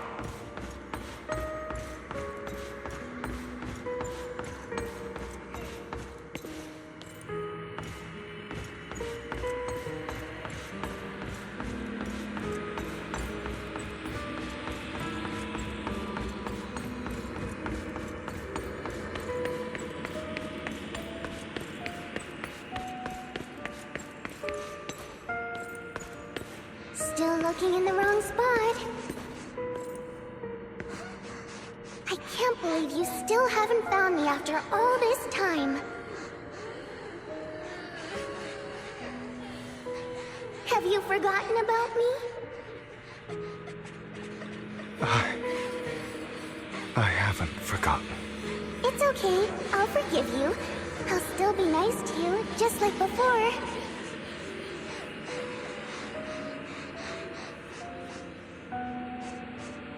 I was the only one who was ever nice to you, wasn't I? Yes. Then tell me, why do good people always suffer? Why is kindness always punished instead?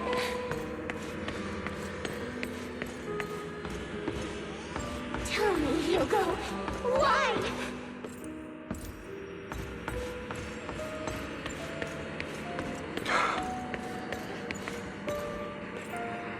Hugo, are you lost? Go back the way you came. I left you a surprise there.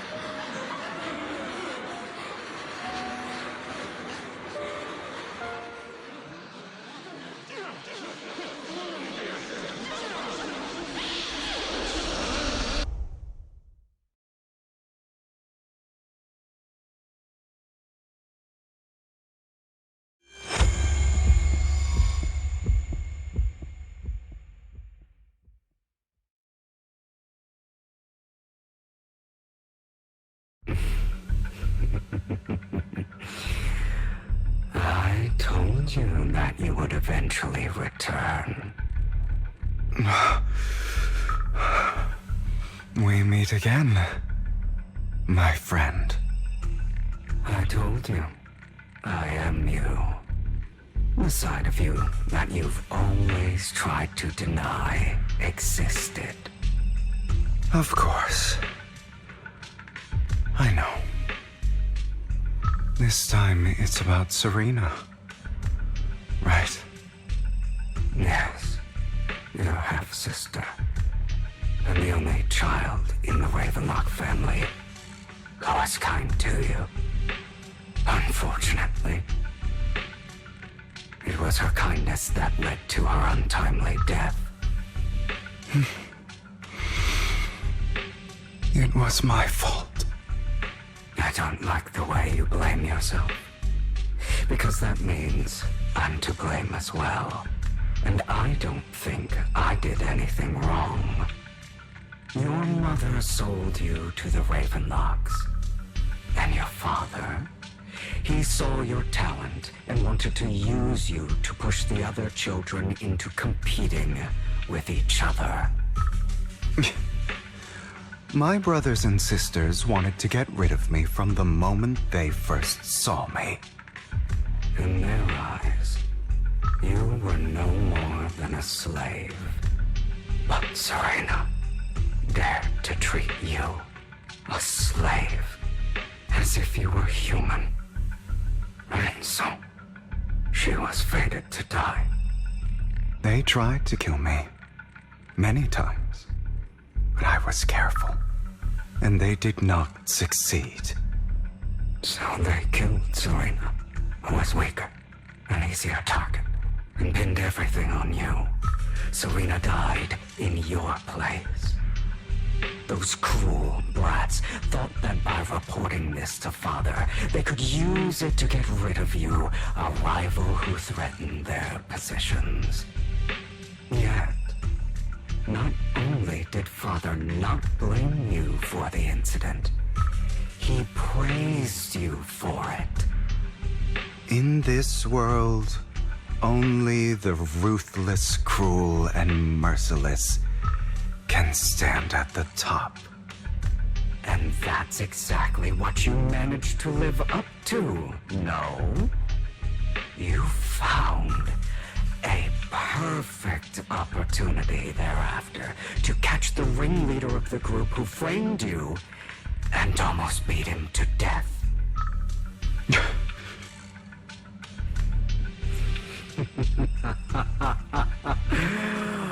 Oh, you should have seen the expression on your face back then. Oh, crazed and manic with utmost delight. I don't remember that.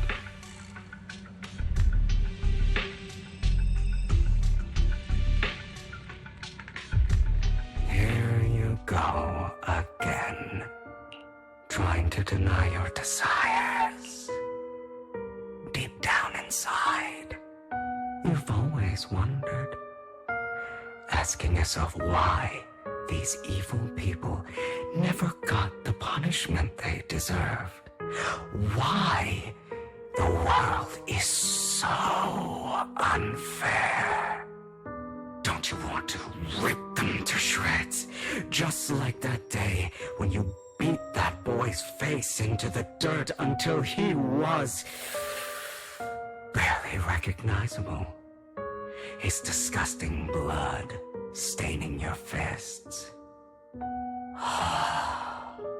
Recall your exhilaration, your cathartic release of rage, that outpour of hatred.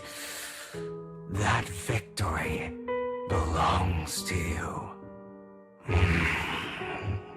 You deserve it. Those brothers and sisters of mine are all dead. I cannot take revenge against the long deceased. They died by Hartman's hand, dying in the power struggle to become the Ravenlock family's heir, rather than by our scythe. Boring. Boring. I find it hilariously ironic. Children who would murder their own kin for scraps of power dead at the hand of their uncle who followed their example. Is that not karma? Power struggles pitting kin against each other, betrayal, suspicion, and hatred between people of the same blood. It's like a curse written into the Ravenlock family's genes. Laughably stupid. Don't forget, my dear, that the same blood flows through your veins.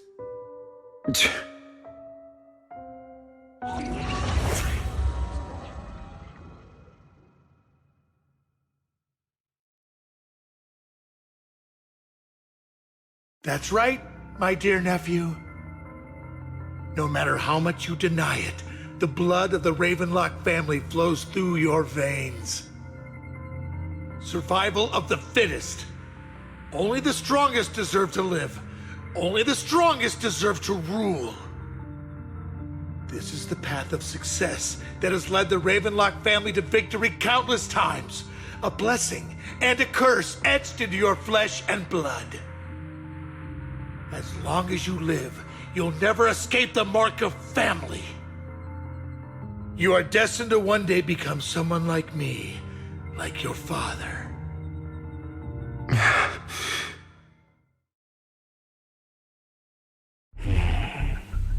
Is that fear I sense? I can see you trembling. Why does the Ravenlock bloodline terrify you so? I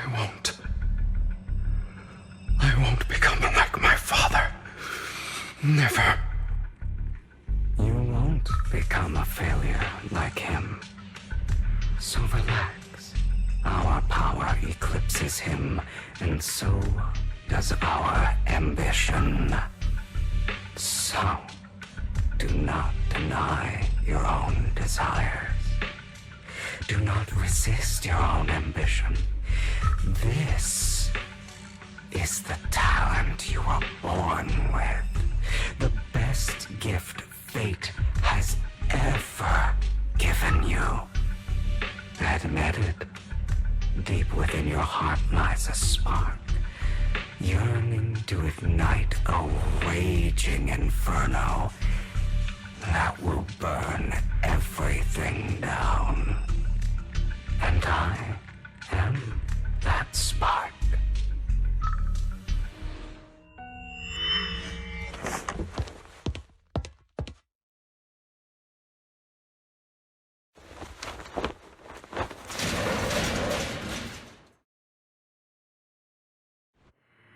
Lycon.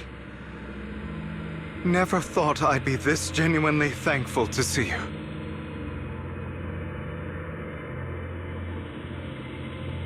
Seeing you means this never-ending nightmare is finally over, right?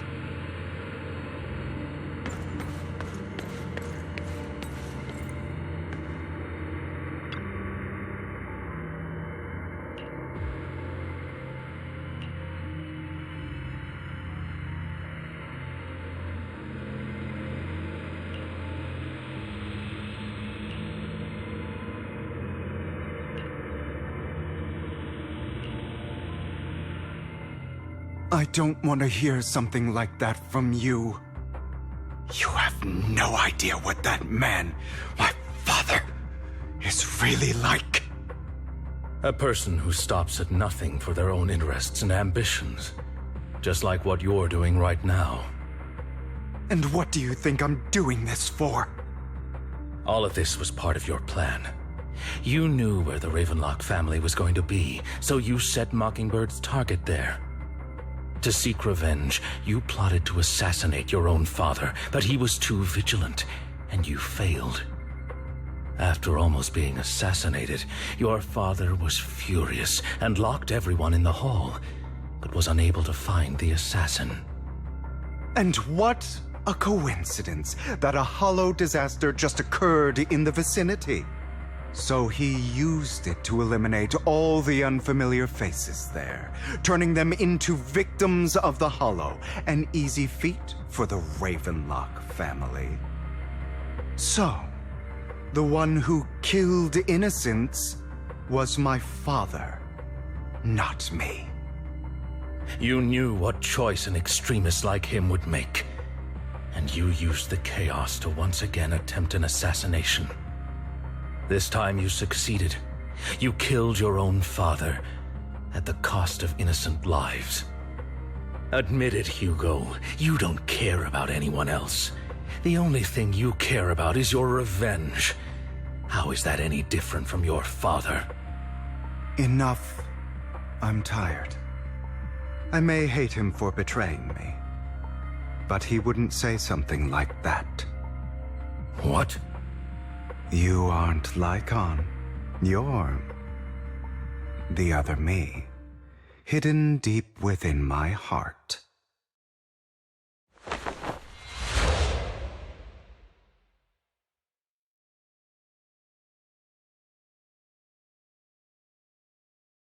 I've been waiting for you, my dear. It seems you've already grown accustomed to this place, even turning the tables on me. Just as you said, you are me, and I am you. There's no such thing as having an advantage over oneself.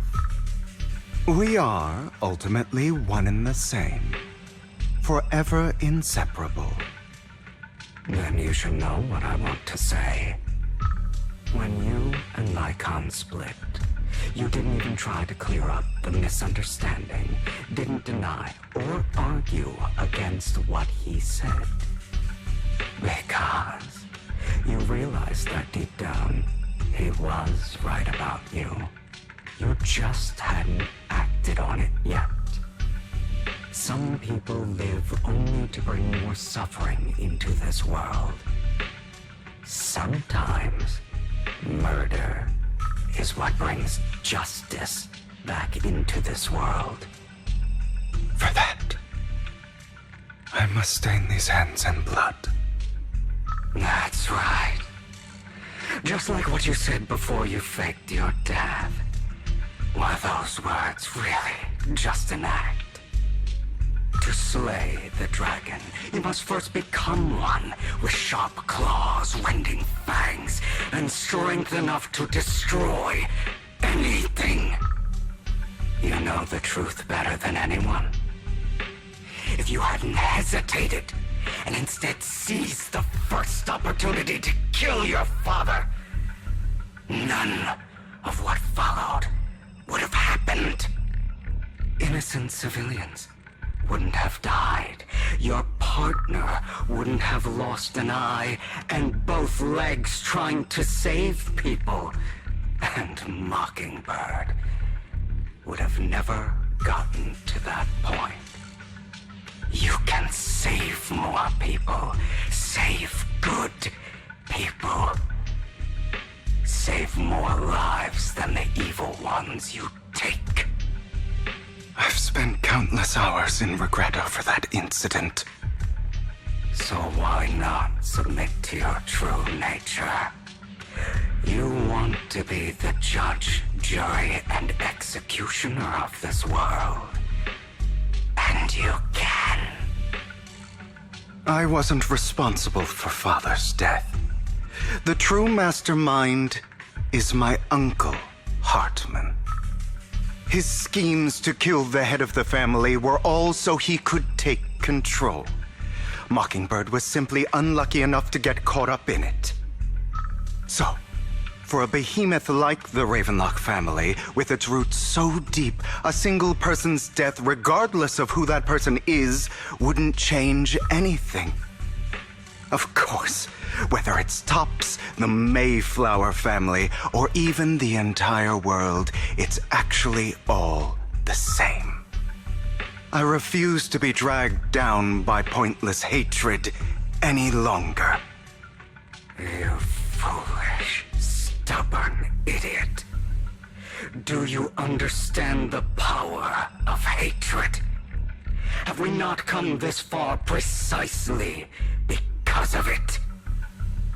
Or are you going to follow Lycon and Jack's twisted logic? Come on. You don't actually trust anyone? Otherwise, why would you hide this whole scheme of faking your death from them?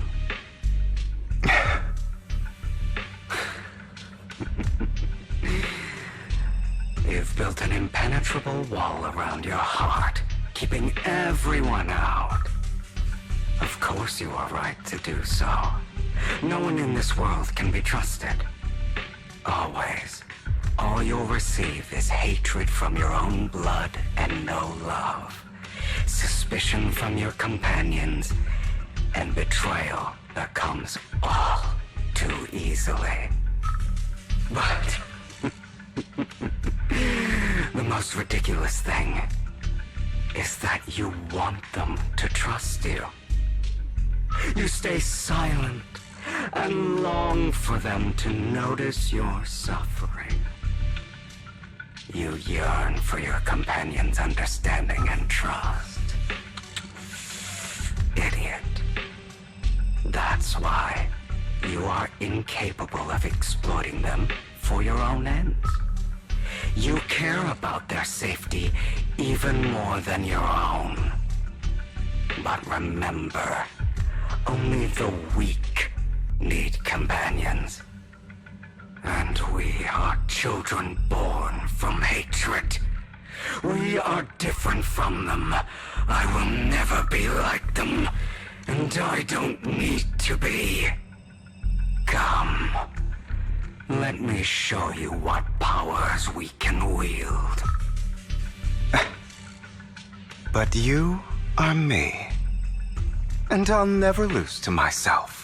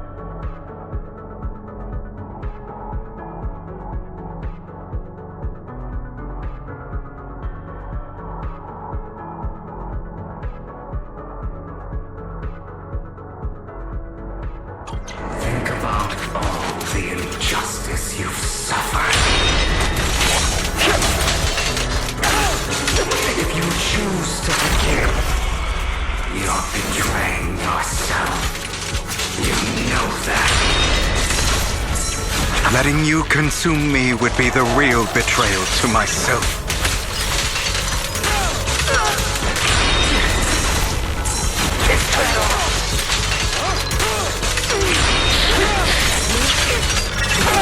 You're just afraid to admit it. Out of my way.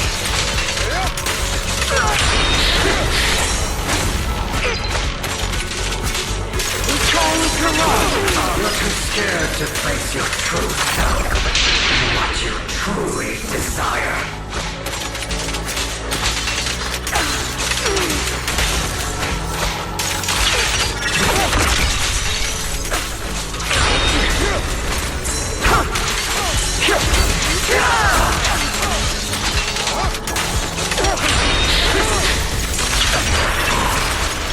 Are you trying to kill me? You think you can just get rid of me? Without me, you are nothing. For what it's worth, thank you. Don't be afraid. You and I are inseparable. You're part of me, just as I am part of you.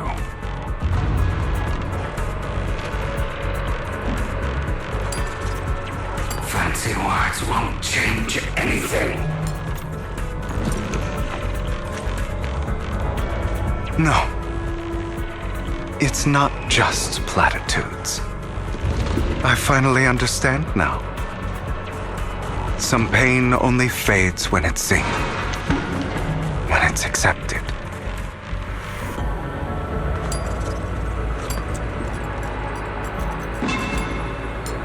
So I won't fight you anymore. I won't hate myself anymore.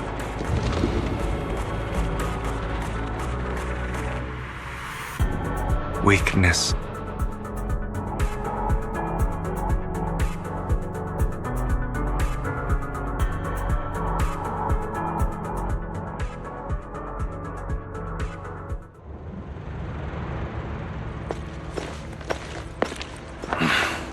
Hugo, it's time.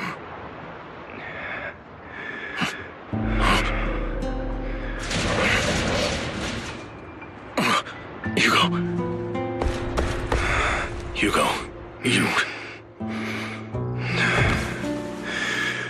Did I scare you? I made it through. I won. No praise from me, my dearest partner.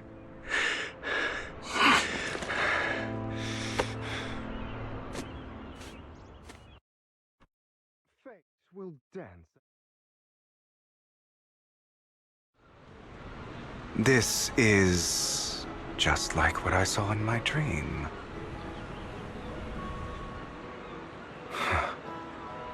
I guess there are still some lingering side effects.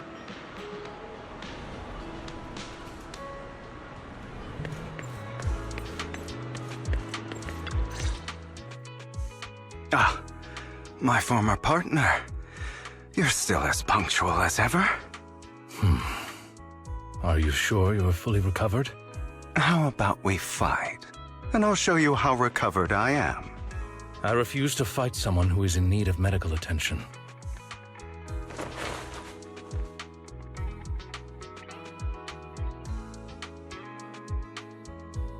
How thoughtful. I'm touched. Or perhaps is this simply part of Victoria Housekeeping's professional care? I'd rather you not starve to death.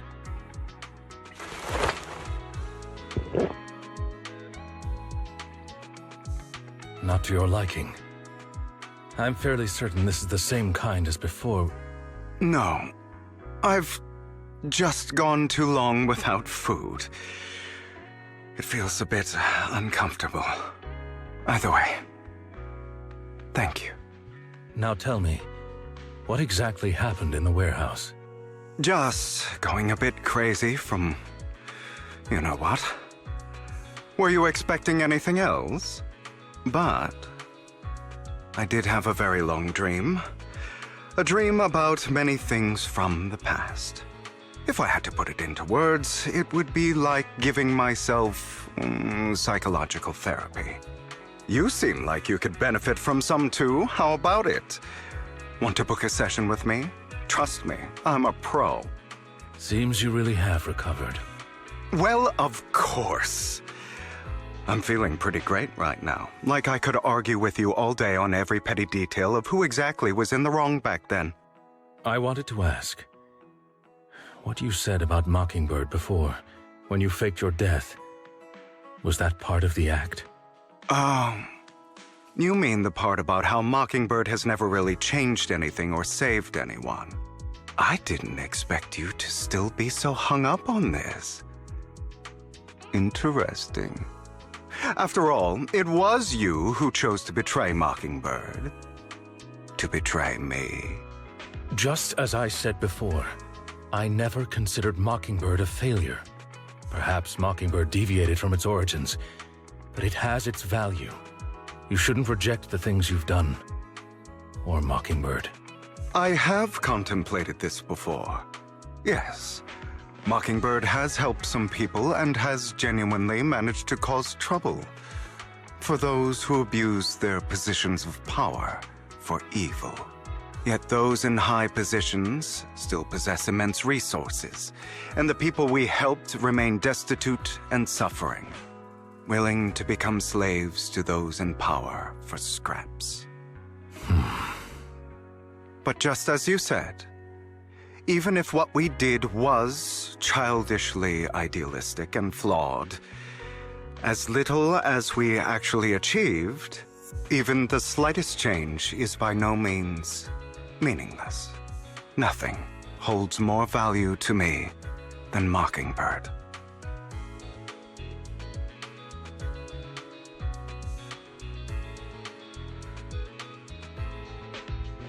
All right, let's catch up later. I still have things to do and need to wrap up my plan. I thought you would rest up first. As much as I would prefer that. My dear uncle and the Exaltis fanatics likely would not give me such an opportunity.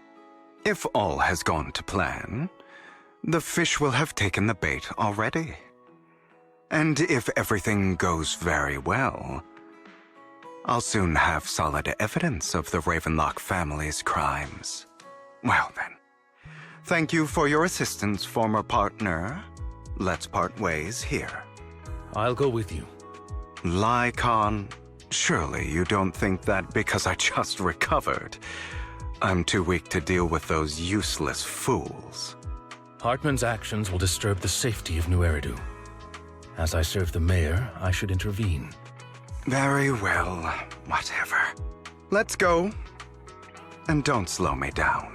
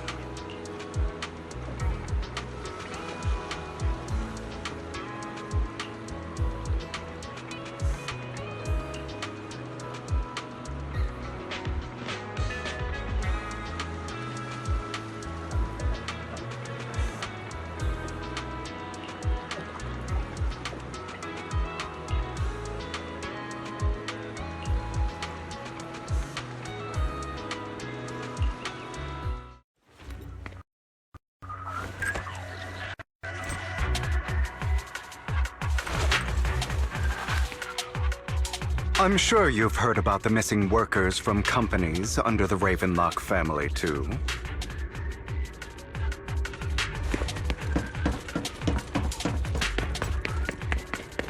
I know where they are.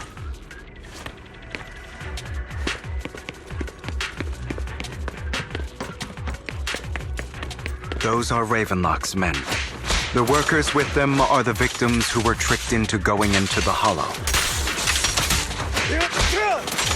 Activate, now! What? Can't handle it? Come on, let's get them out of here.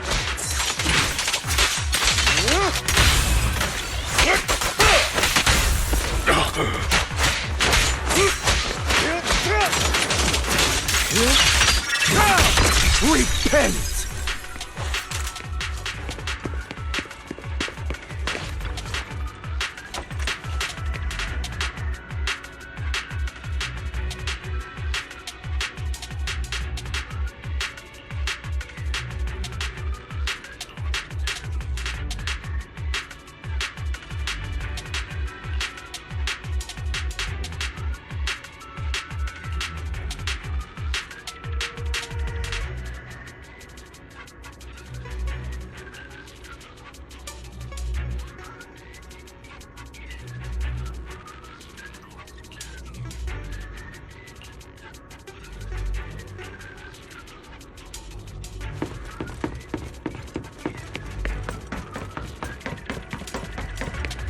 Bunch of nobodies.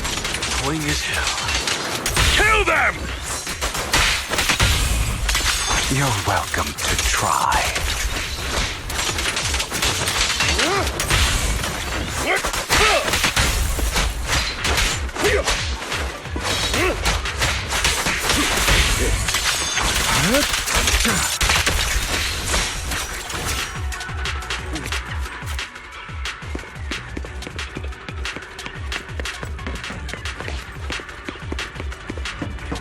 More workers here.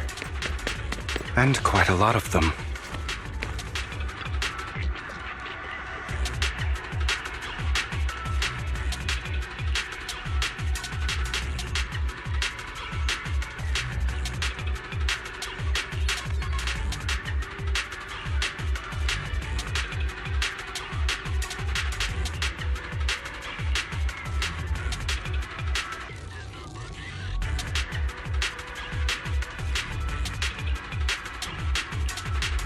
Is Hartman behind this, too?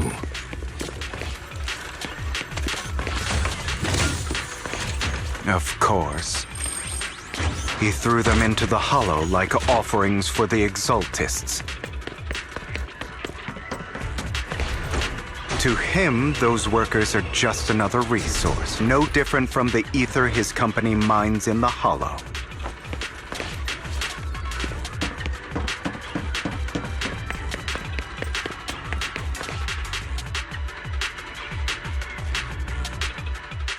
There's more over there.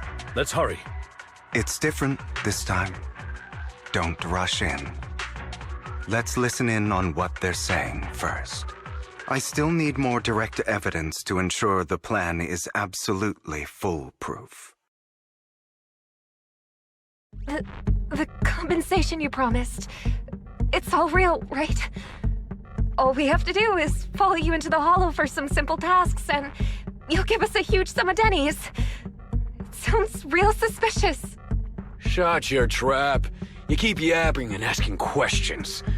If this is all so suspicious, why were you so eager to sign up for it? Because I don't have a choice.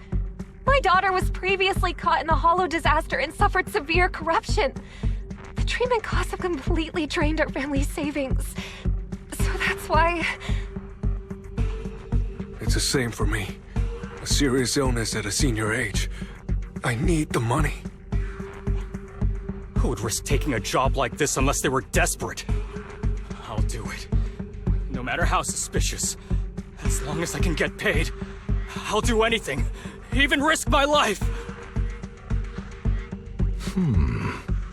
Wait, you people from the Ravenlock family, you're part of a big company in Tops.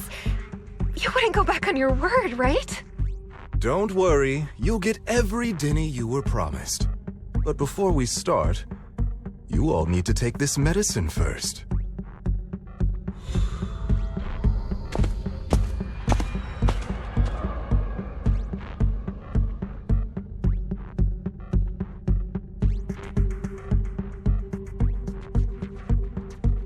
Bro, should we really be doing this already? These workers keep talking. We're wasting time like this. And the sooner they take it, the sooner it'll be over. Consider it an early release for them. What? You didn't say anything about having to take pills before. Look, this is good stuff, all right? It'll increase your ether aptitude. There's tons of people who'd kill for something like this. Exactly. You'll be working in the hollow for several hours. This is essential medication. You have to take it before we continue.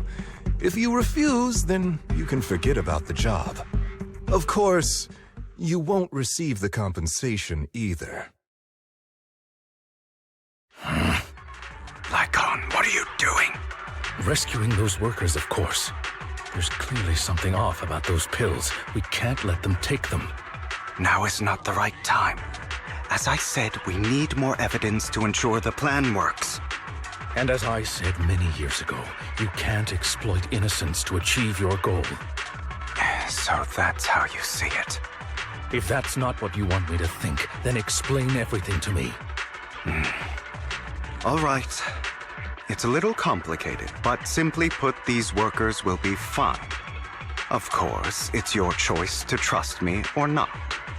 But if you try to rush in, I will stop you. I trust you.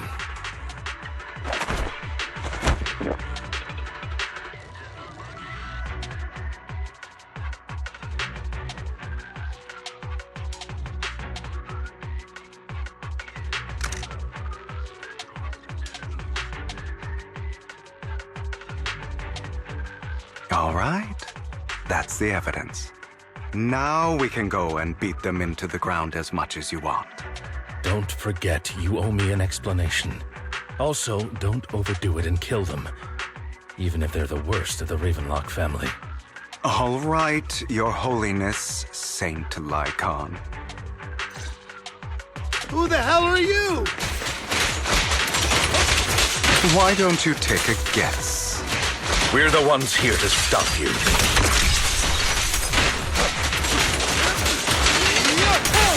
Can't remember? Your legs? How are they feeling?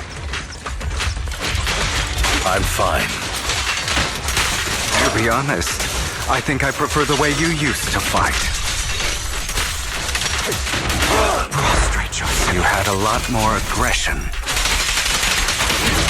Let the party begin. God damn it! Who the hell are you? How dare you mess with the Ravenlock family! Ravenlock. Savor the name while you can, for it will soon cease to exist. What's that supposed to mean? It means exactly what I said. I think this might be good for you. Sever your ties while you can. You still have a chance to walk your own path. The family's honor comes above all else. Is that really what you think? I saw the compassion on your face just now. You're not from the main family, right? That's why you were assigned to these trivial tasks. But in reality, there's no need for you to keep playing this boring game for them. I don't have a choice.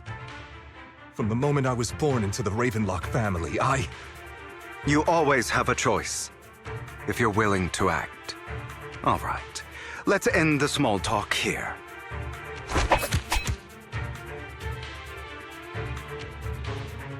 Don't worry, Lycon. I didn't hit them too hard, just enough to keep them quiet.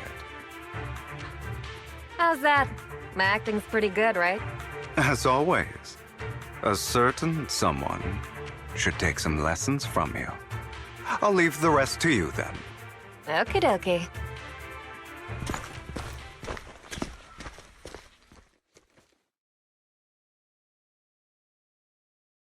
Okay, now can you tell me exactly what's going on here? As you can see, that worker just now was actually an informant of mine. The pills were swapped out with vitamin tablets. Outside of this batch, some workers have already taken the actual substance Hartman has. But rest assured, the antidote for it is already in development. I found the best in the field to help, and with the data I collected before, we should have results soon. I wanted to ask. The reason you decided to lock yourself in a room and endure the effects of the drug, besides getting evidence, It was also to collect data on this drug in order to create an antidote, correct? It seems you're not completely beyond hope. I thought you were just being stubborn. Sometimes I wonder if you know me at all. Then I have one last question. Why did you never tell me any of this back then? The truth is, I heard everything. That entire conversation between you and Jack. Before he passed away in that small attic. When Jack called you aside and gave you those warnings. When he told me you might go down the wrong path? That's right. You never said anything. What would I even do? Scream and rage over your suspicions, or get on my knees and beg for you to trust me? You know there's no way I'd allow myself to do such a thing.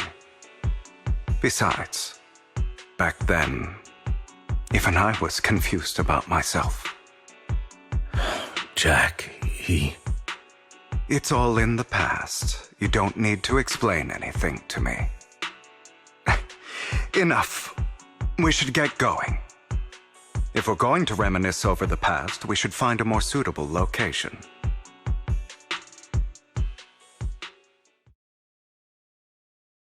Icon? That incident back then. I didn't do it. It was a scheme Hartman devised to take over the family. It was Hartman who killed my father, too. I only discovered the truth long after the fact. I did indeed attack my father, and I thought he was dead. But he wasn't. I couldn't kill him. And even before that, if I hadn't hesitated, none of what followed would have happened. Even now, I still think they deserve death. But I no longer care to personally deliver that fate. They're beneath me. And I have more important things to do. You... I know we may never agree on that point, Lycon. I once wanted to fight against those ugly truths that defined me, but I discovered that the more I rejected them, the more painful it became. So, I could only accept that crazed, hateful, and malicious side of myself.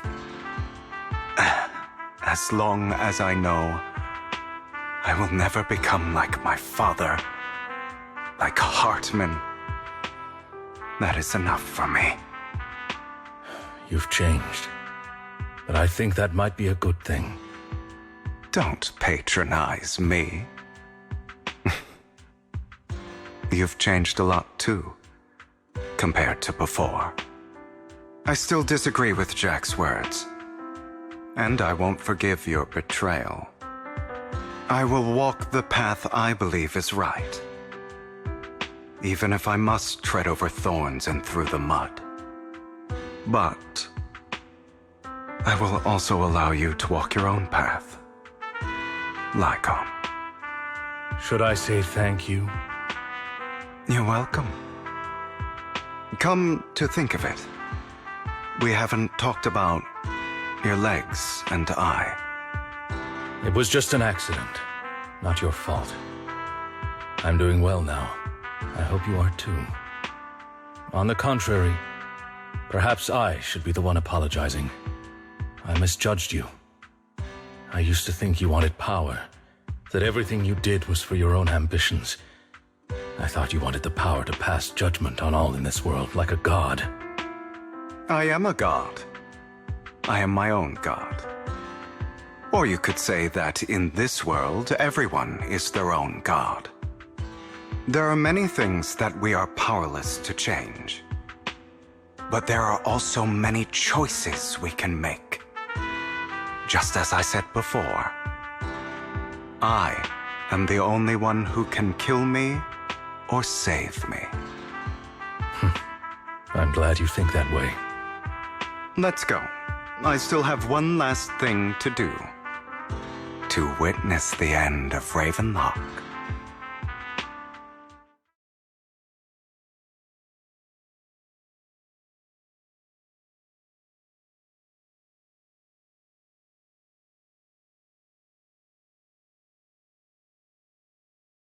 You really think you can take my place if I die?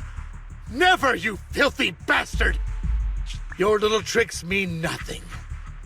As long as the Ravenlock family stands, I can still get back on my feet. You still don't get it, do you? This was never about avenging my father. And I don't care about taking your place. I didn't come this far just to kill you. That'd be pathetic. Right on cue. Why don't you take a look at this, Uncle? On behalf of TOPS, I'd like to clarify that we had no involvement in the Ravenlock family's actions. TOPS is officially terminating all partnerships with the Ravenlock family, effective immediately. We will have no further affiliation with them. Are you crazy? What the hell do you get out of ruining the Ravenlocks? You want to be a petty thief forever? Thief? Oh, Uncle. Allow me to reintroduce myself. I'm the name people whisper about. The one who robs the rich and gives to the poor. I'm the master con artist who can fool anyone, anytime. I'm the leader of Mockingbird. The one who turns every headline into my own stage. I have friends who'd catch me if I fall, partners who'd shed tears for me, and allies who always have my back. I am Hugo Vlad. You're the one who needs the Ravenlock name. I never did. You ungrateful bastard! You should have never been born. You flatter me. Same goes for you, Uncle.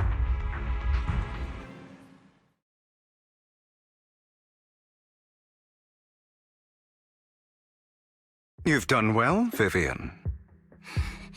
You had better give me an explanation. And here I thought this would be a touching reunion. What's with all the anger? Hugo, I'm a member of Mockingbird too, and I mourned your death. Listen, Vivian. I don't want you or the people you cherish to get caught up in danger because of me. I've always been selfish, so I don't hesitate to use you all as variables in my plans. But it is because I am selfish that I also don't want my failures to affect my treasured companions. In any case, if you were in the same position, would you not make the same decisions? Lycon's taking care of everything outside. We should go. Also, Wise, thank you. And I'm sorry for the whole act where I threatened you. It was the only way for Hartman to drop his guard against you and leave you be. I, Hugo Vlad, am forever indebted to you.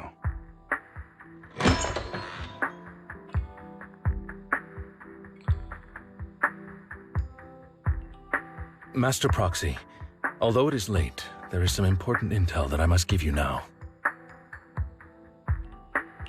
Did you know about Hugo's plan to fake his death and everything that's been happening, Lycon? I was simply playing along. After all, I could not determine whether Hugo's plan would pose a threat to you.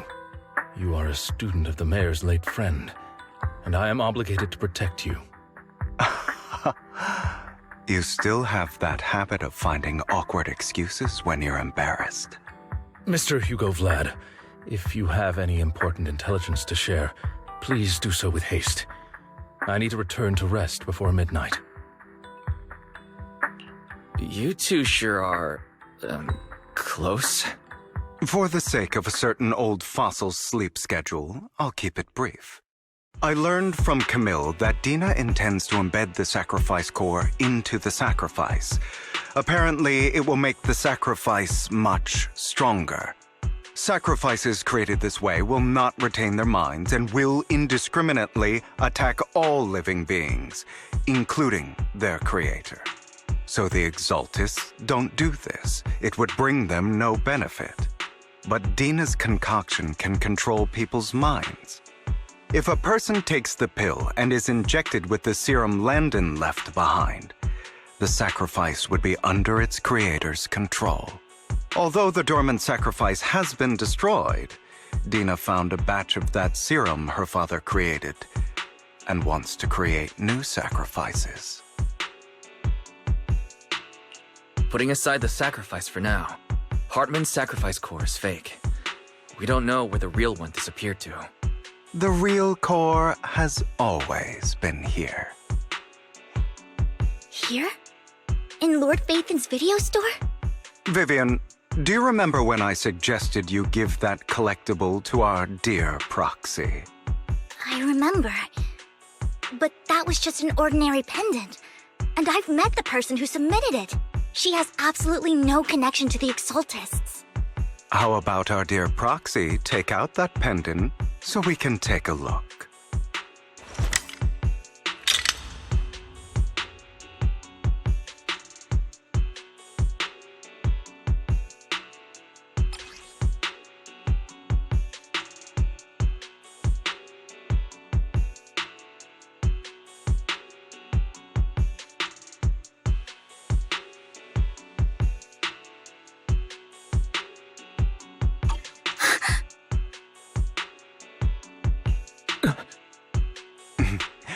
I'll take your surprised expressions as a compliment for my little trick. I will hand over this core to the mayor as agreed, since he fulfilled his promise to protect Vivian and the manager while I was pretending to be dead. I won't go back on my promises. No wonder the mayor would promote rhetoric favorable to Mockingbird. I can't believe I thought he was actually being sincere. Since we have the sacrifice core, all we have to do now is stop Dina from using innocent people to make more sacrifices. Yes, and we need to destroy the last batch of Landon's serum. Hopefully with no options left, Dina will give up her obsession. All right, that's the important stuff. I'm going to go and confirm where Landon's serum's been stashed. I'll contact you again once I have something.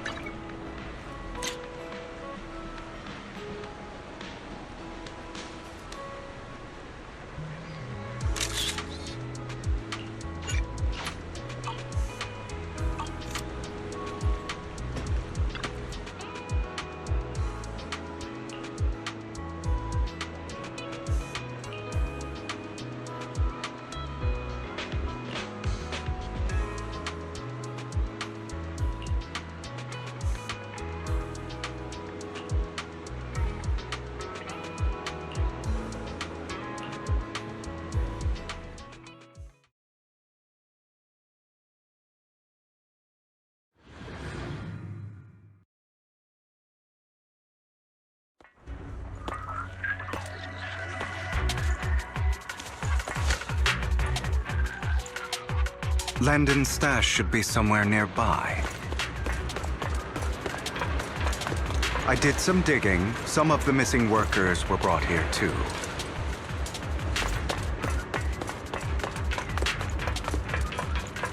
Dina's getting ready to make her move. Don't worry, we'll clear them out.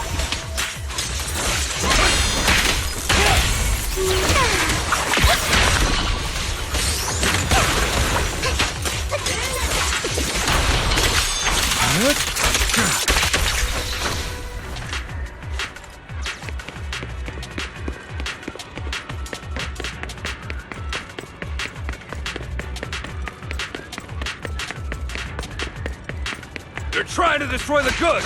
Stop them! We need to take care of the guards first. Some of the serum is stored in this warehouse.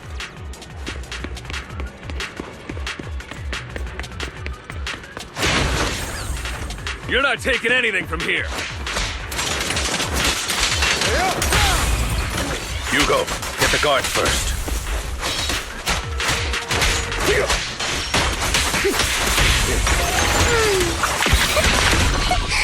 Idiot. Fool. Better not get my check. Yep. You just stepped into your own grave.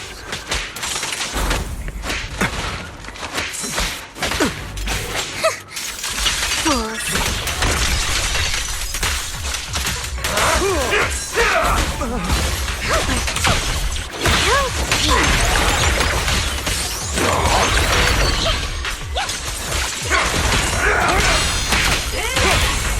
I'll write the ending to your nightmare.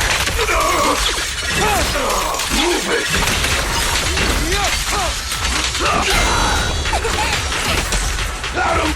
No. Get my dress dirty, little kid. Eat this!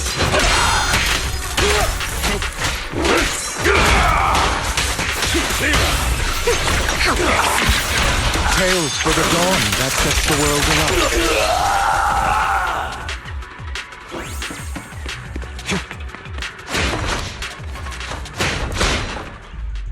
More of Landon's serum survives than expected.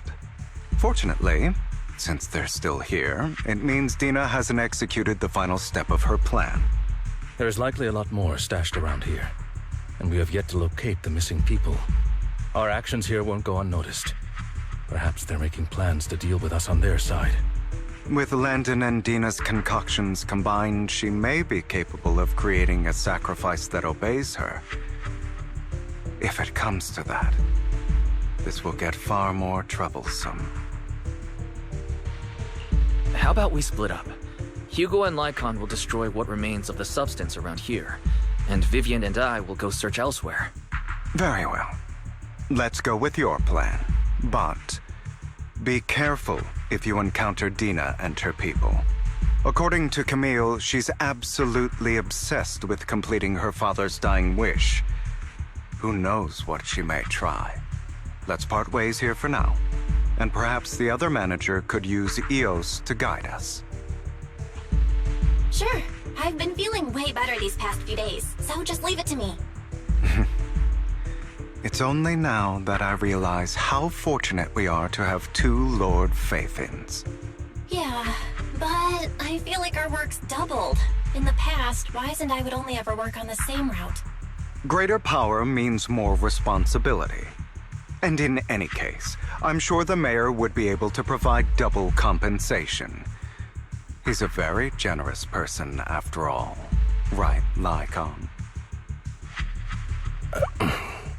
I will request additional compensation from the mayor. It's not about compensation. It's just... I'm still not used to us being separated in the Hollow, so I'm worried about Wise's safety. Oh, but I have no doubt in your abilities. I just haven't gotten used to it yet.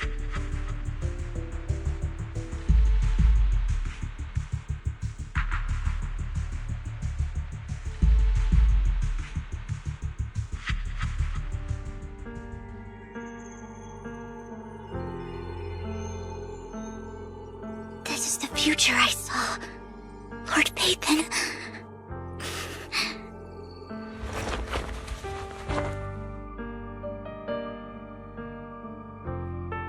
I'm sorry. This time, I will make sure the future I saw does not come to pass. I don't want to bring you misfortune. That's all I wish for.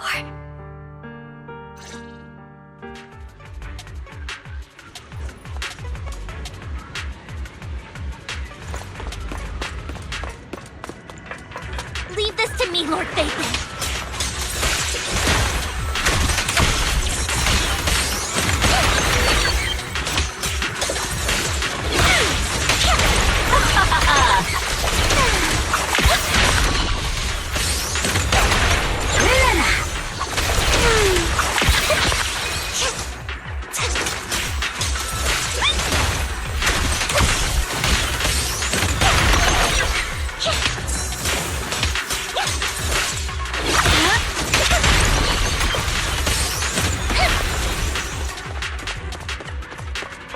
Lord Phaethon, there might be more serum here.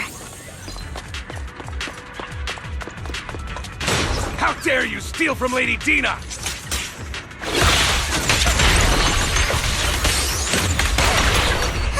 I'll try to go easy on you. No promises.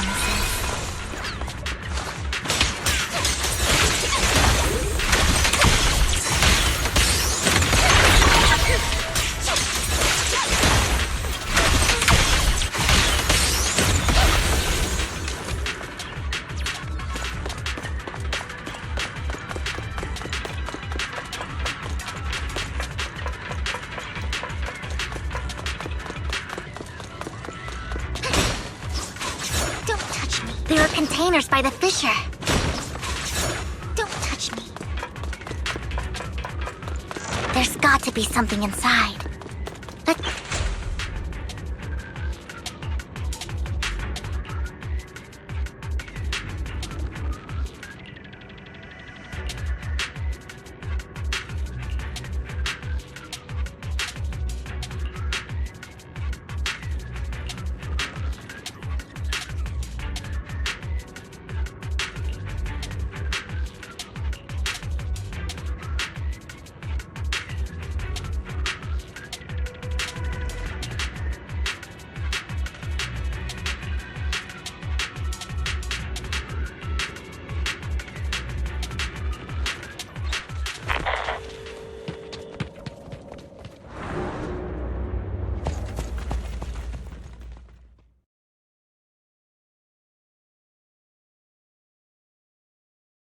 It must have been tough for you to find this place. Vivian, if you had stayed out of it, I wouldn't be so eager to get rid of you. Those people have been taken to safety. You're all out of options. They're just mere test subjects. So what if they get away? There will always be people consumed by greed, and therefore, they will come willingly to me. In any case, what are a few sacrifices in comparison to the completion of Father's grand ambition? Dina, you deceived those people. They didn't come willingly to you. You tricked them, just like Landon did back then. Deceived? Father gave hope to those who had everything taken from them by the Hollows. Vivian, you once rejoiced at the hope Father offered you, too. Before Father took you in, you were no more than an omen of disaster that no one wanted. It was Father who gave you shelter and a purpose for existing. Do you remember the first time you bestowed a blessing under Father's guidance? How did you feel when that person looked at you with adoration and gratefulness? That was the first time you felt hope. Like your existence had a purpose, right? Don't forget that it was Father who, through what you call deception, gave you hope. And you, what have you done? You basked in Father's attention and everyone's adoration, only to destroy everything. Do you think that by leaving the Exaltists, those people will live better lives? Of course not. Those who suffered under the Hollows will only continue on as walking corpses, without the hope Father gave them. Do you really think you're some sort of savior, Vivian? In the end, you're just an ungrateful brat who brings misfortune to those around her. It was you who destroyed everyone's hope. Not everyone wants to live in false hope, Dina. You say it's because of greed that people willingly become your sacrifices. Perhaps those people aren't entirely virtuous. But that greed is just wanting to live a better life beyond the Hollows. What you and Landon have done was never about giving people hope, but exploiting it. Stop lying to yourself. Deep down, you know what Landon did was cruel. No. Back then, when Landon wanted to inject you with the serum, the fear in your face was as plain as day. I saw it all clearly. If all of this is as righteous as you claim, then why did you make such an expression, Dina? Don't look at me with such pity! Father did nothing wrong. All of this is to make something of the Hollows other than disaster. That's everyone's only hope. Dina, it's not too late to stop. Stop living in this lie. You know what would happen if a sacrifice loses control and escapes the Hollow. It's not the Hollows that are to blame for those people's deaths, but the hope you keep talking about. That will cause more despair and claim more lives. That is merely the necessary sacrifice to accomplish a greater goal. No one deserves to be a sacrifice. Your hypocritical magnanimity disgusts me. I can always go and get more test subjects if they've escaped. And I will be able to replicate Father's serum with enough time. With you gone, I'll be able to complete Father's gift to the Creator and fulfill his last wish. Camille, release the failed subjects. Lady Dina. Camille, are you going to do what you did before? You keep saying you'll follow the Creator, but it's all lies. Lady Dina, the Hollows took my family from me. I understand that there's no way to get back what I've lost. It was Lord Landon who told me that the Creator would guide me. One day, Hollows will no longer be disasters.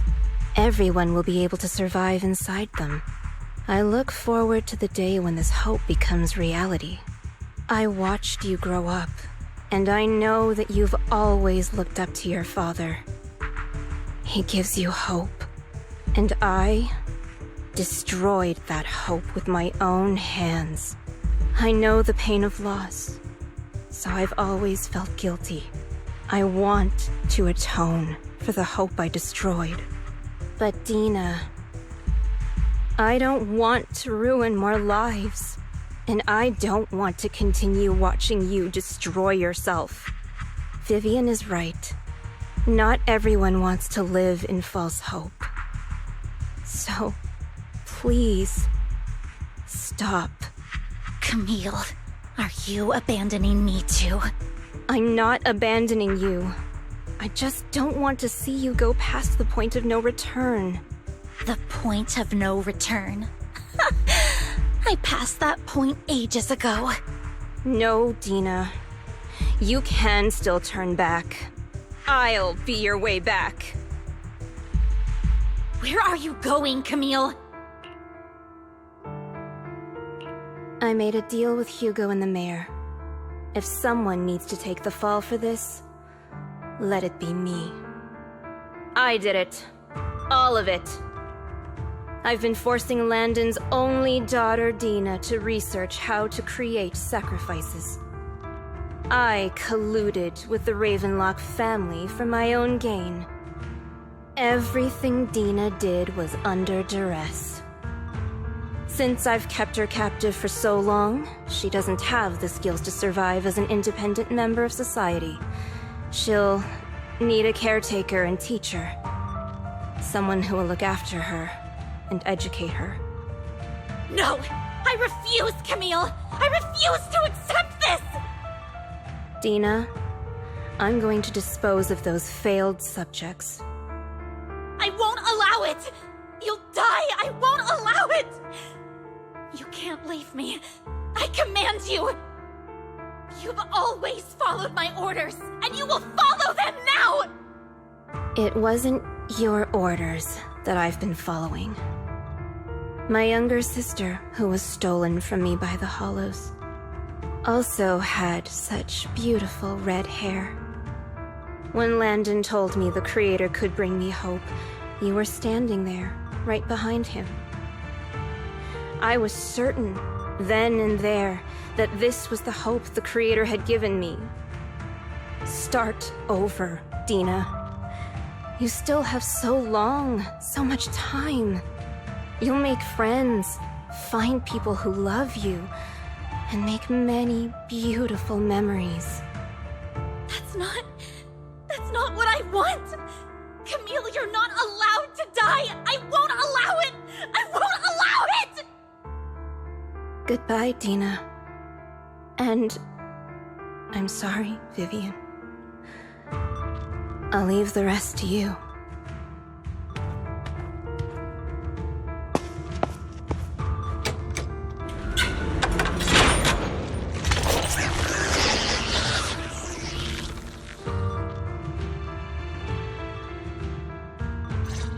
Take out these ethereals first.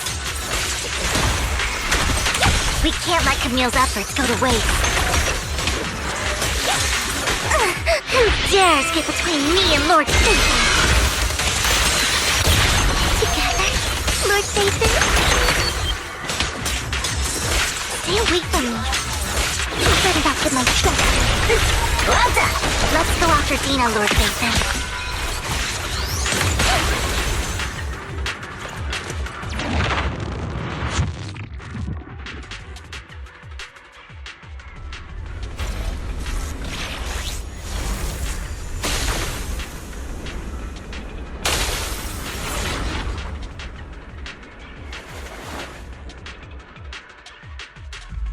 Are you satisfied now, Vivian?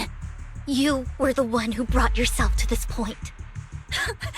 You're saying this is all my fault? Losing my father, losing Camille. I wish you had never come into my life. At first, when Father brought you home, I was happy. There are so many Exaltists, yet Father never allowed me to get too close with any of them. I never had any friends either. But when Father brought you back, he told me to take good care of you, that you were my first friend. I was also so happy the first time you took my place in helping Father select a person to receive the blessing, because it meant you were different from all those other people. You could stay with me. But soon, I grew jealous. You took the attention that should have belonged to me. You even took Father's love from me. It's only because of my ability that Landon... I know, but... Vivian, jealousy is something you cannot control. Of course, the same goes for fear and hatred. I was terrified that one day you would look at me and shed tears. I knew if that day ever came, Father would not hesitate to force the blessing upon me. And when that day did come, I hated you for causing my father's death. Tina, you knew everything about what happened back then, so... why are you still defending Landon? And why didn't you tell me back then? If I had known earlier, maybe I could have found a way. Because... it's the only thing that makes me more special than you, no?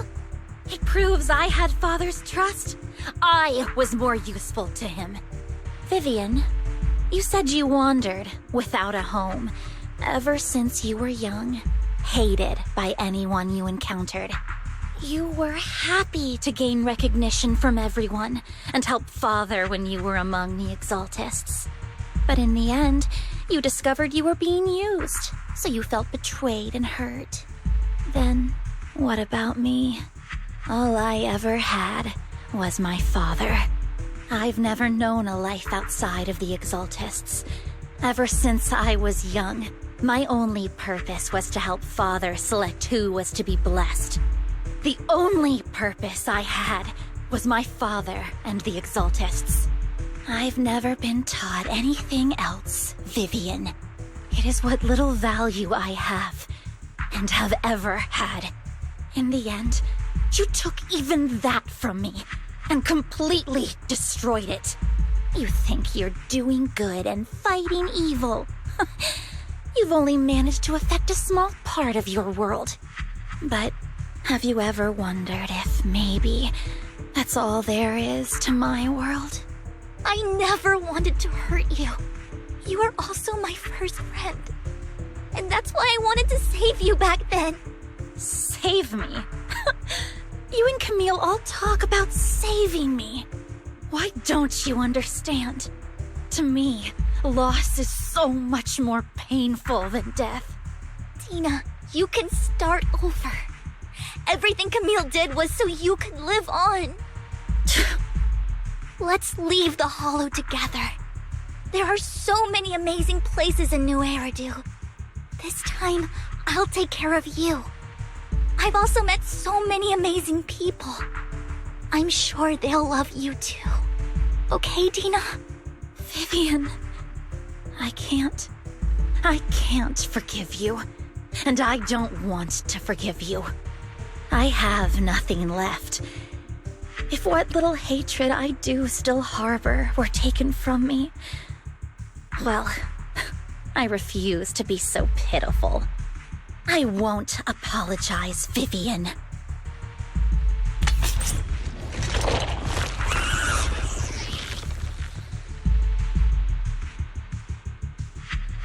I don't want to hate myself, so I can only hate you for killing my father, and hate Camille for leaving me. That's just the kind of person I am, hateful and despicable. I refuse to owe anyone anything. I refuse to feel regret. I won't. Vivian, I will keep hating you. I will take all who are precious to you. I will also hate Camille, so I won't do as she wished and start a new life. Vivian, if you had never existed, if I had never, you would be... Lord Phaethon, please do not interfere. She was my first friend. I'm going to bid her farewell.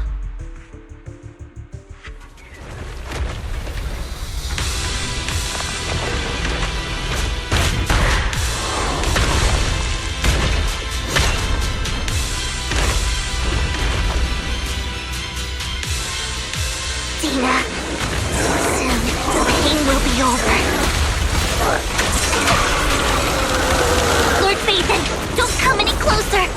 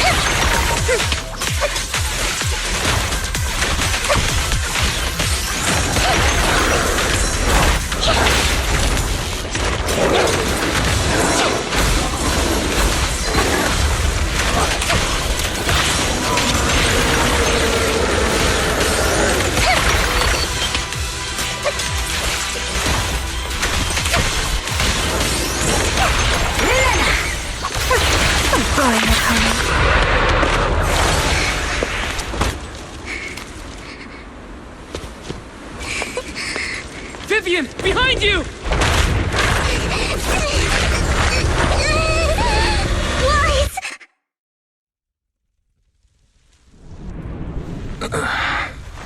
What happened? What the...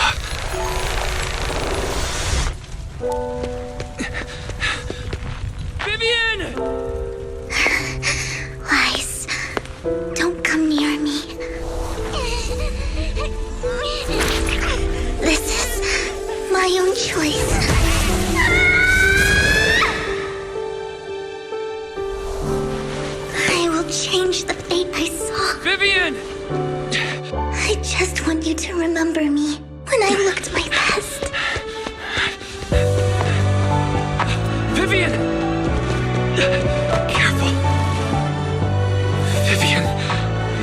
buddy.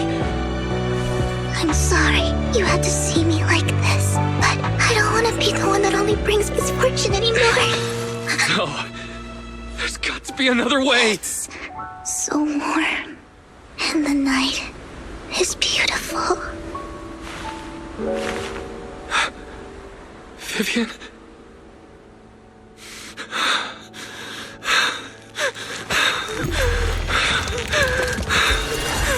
No! It can't end like this!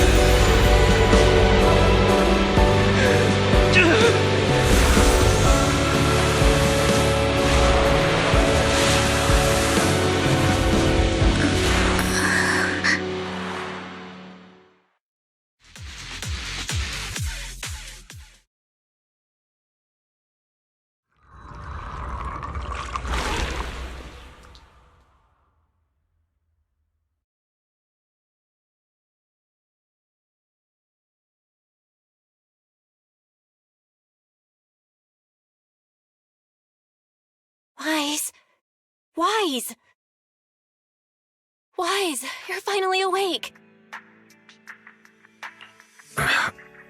I'm at the store? I remember I was with Vivian. Wait, she injected herself with Landon's serum. Is she okay? Hugo and Lycon brought you out of the hollow. You scared me to death. Thank goodness you woke up. And you said Vivian used the serum on herself? But she looked fine to me, bar a couple of scratches. Hugo sent me a message earlier saying he got her checked over and she was all right. Do you remember what happened? The situation was dire, so Vivian used the serum on herself to defeat the ethereals. I saw the crystallization process starting to occur. I can't describe exactly what happened. I saw something blurry, but I just wanted to stop Vivian's corruption process. I don't know exactly what I did, but then I lost consciousness. What happened after that? When I led Hugo and Lycon there, it was just you and Vivian lying there on the ground. We couldn't wake either of you. Let's put that aside for now. Do you feel any discomfort-wise? I'm a bit dizzy, but otherwise, I'm fine. Don't worry. Phew, that's good. You should rest for tonight. Hugo and Vivian said they'll come over tomorrow, so we can discuss the details then. Okay. Sorry for worrying you, Belle. Good night.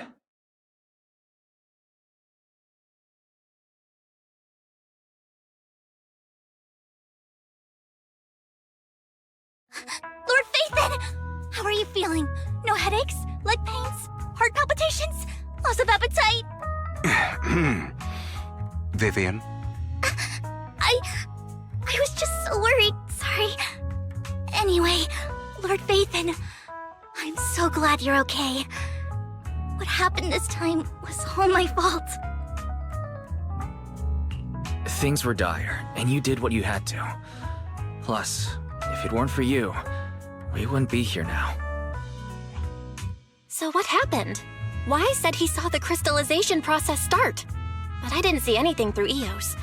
Hugo? Lycon? Did either of you guys see it? Allow me to explain.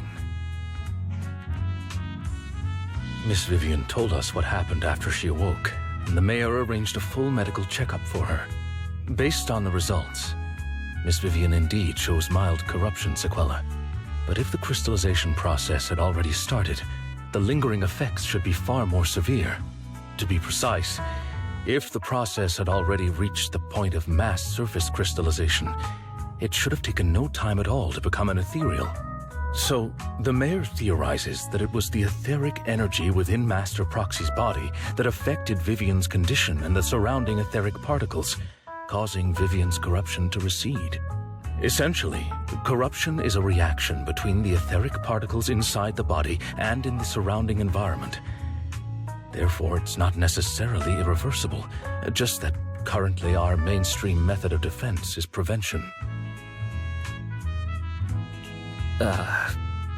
I'm having a hard time believing that, even if it's coming from you, Lycon. It's almost like you're claiming I can manipulate etheric energy. Master Proxy, you are special. This is a gift your teacher left you. A gift from our teacher? How come I never knew about it? I don't know all the details, so I cannot explain everything to you. My apologies. However, Miss Yixuan might be able to answer some of your questions. She will visit you sometime soon, so please feel free to ask her any questions you may have. She has quite an eccentric personality. If she causes you any inconvenience... Can I file a complaint about her with you if she does? Master Proxy, you have always been a people person, so I trust you will handle things just fine. The way you said that just makes me more worried. In any case, the mayor has asked me to give everyone his most sincere gratitude. Unfortunately, the mayor could not come personally, but has promised everyone a favor. Provided it's within his means, he will offer his unconditional assistance once. There is no time limit on this favor. Unconditional, What if I wanted his position as mayor? If that is what you desire, then the mayor and his subordinates will be first in line to vote for you in the next election. As for the other votes, you'll have to work for them on your own. But should you assume office, I hope you take full responsibility for handling all day-to-day matters and lead by example. By sheer happenstance, the mayor has provided you with a copy of his current assignment, the City Waste Sorting and Processing proposal. Old fox. Well, can I request Lord Phaethan's... The mayor imagined you might ask. I have prepared all the necessary documents, and the ceremony expenses will be covered by the mayor as a gift. As long as Master Proxy agrees, we can sign and process the documents immediately. But this matter requires mutual consent and cannot involve coercion, confinement, or one party's lack of consciousness. Stop! I would never do that to Lord Phaethan! Probably. At least not today. As for you, Master Proxies, the mayor has some sense of what you desire. That said, he hopes you might speak with Miss Yixuan first before you decide the timing of that favor.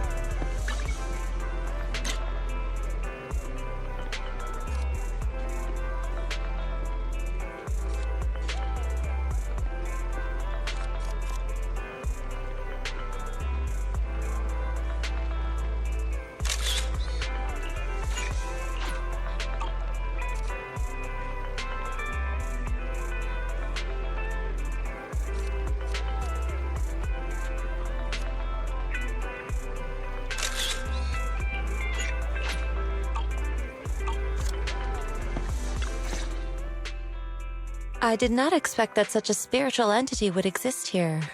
It appears this street is a geomantic gem. A spiritual entity? His name is Howl, and I guess you could count him as a neighbor of mine. Is there anything special about him? No, I was simply a bit surprised. It's rare to find such an intelligent individual of this breed. Even huskies can be really smart, like Howl. You're right. Yet, being overly intelligent comes at a price. It must stay here for prolonged periods of time, parted from its owner and unable to move about freely. Both a blessing and a curse. However, it seems quite happy. We've strayed a bit off topic. Since you're back, let's discuss our partnership.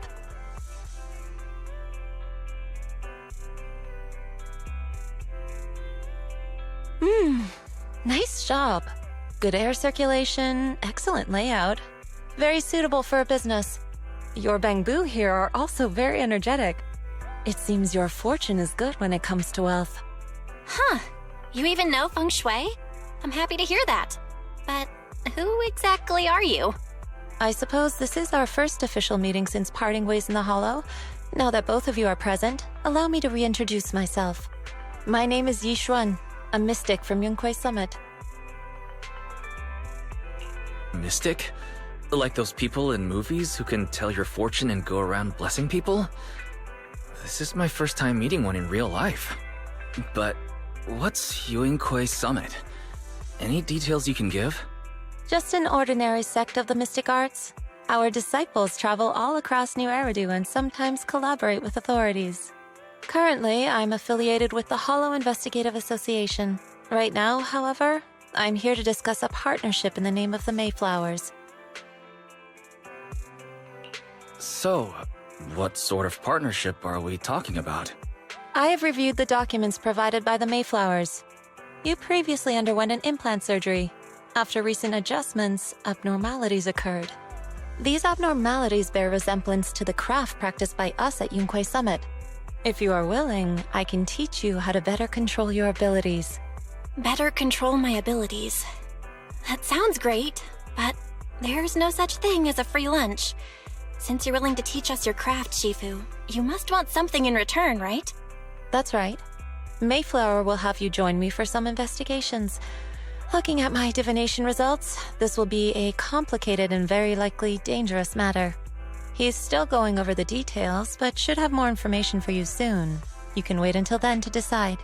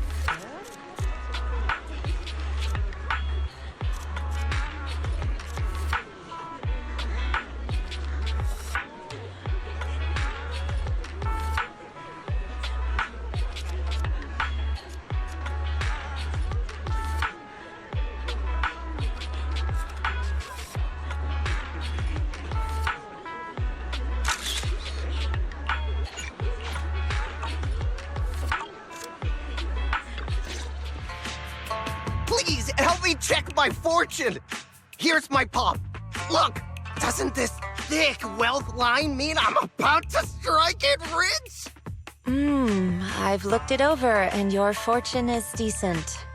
Huh? You barely looked at it, and you're already done? You have good fortune. What? You don't believe me? I do. Thank you so much. Next, it's my turn. Hey, wait, hey, quit cutting in line.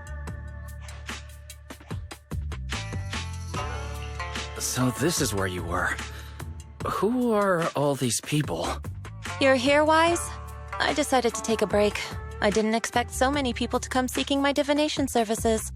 Don't worry, I need no more than a simple spell to solve this matter.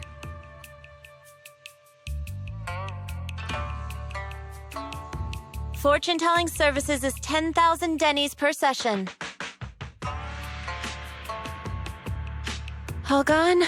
Good. It seems the Banish Wealth and Desire spell is still effective.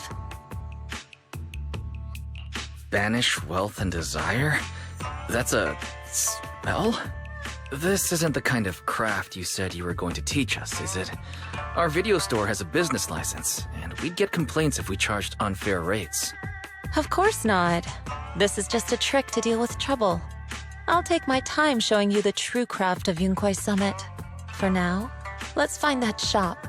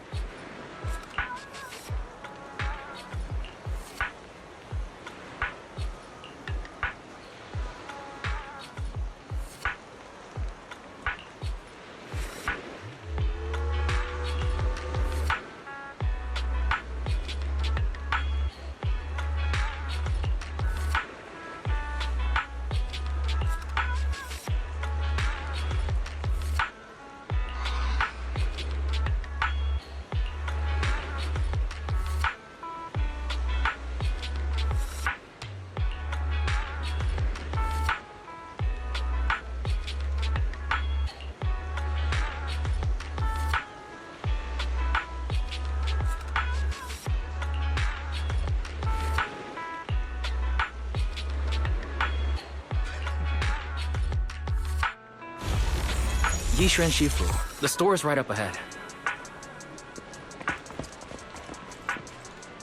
Yes, this is the place.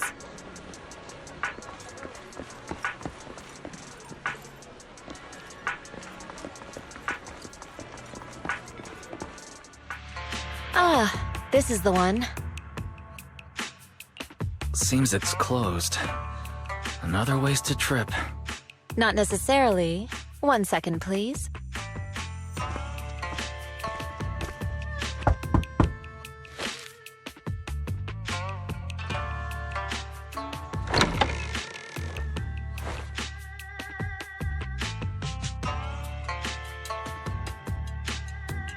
Huh? Is there someone inside? Relax. The boss prefers to do business with people they know. They like their peace and quiet, so they rarely open for customers. I'm an old acquaintance and just wanted to retrieve something. What a strange private business. Shifu, what exactly are you retrieving? Just some things needed for our future investigations. You'll know in time. Really? Shifu, I feel like you're always so mysterious. Rest assured, I'm not hiding anything from you. It's simply because the correct time has not yet arrived, so there is no need to rush. Since we've already obtained what we came for, let's part ways here. There will be plenty of time in the future. We will certainly meet again.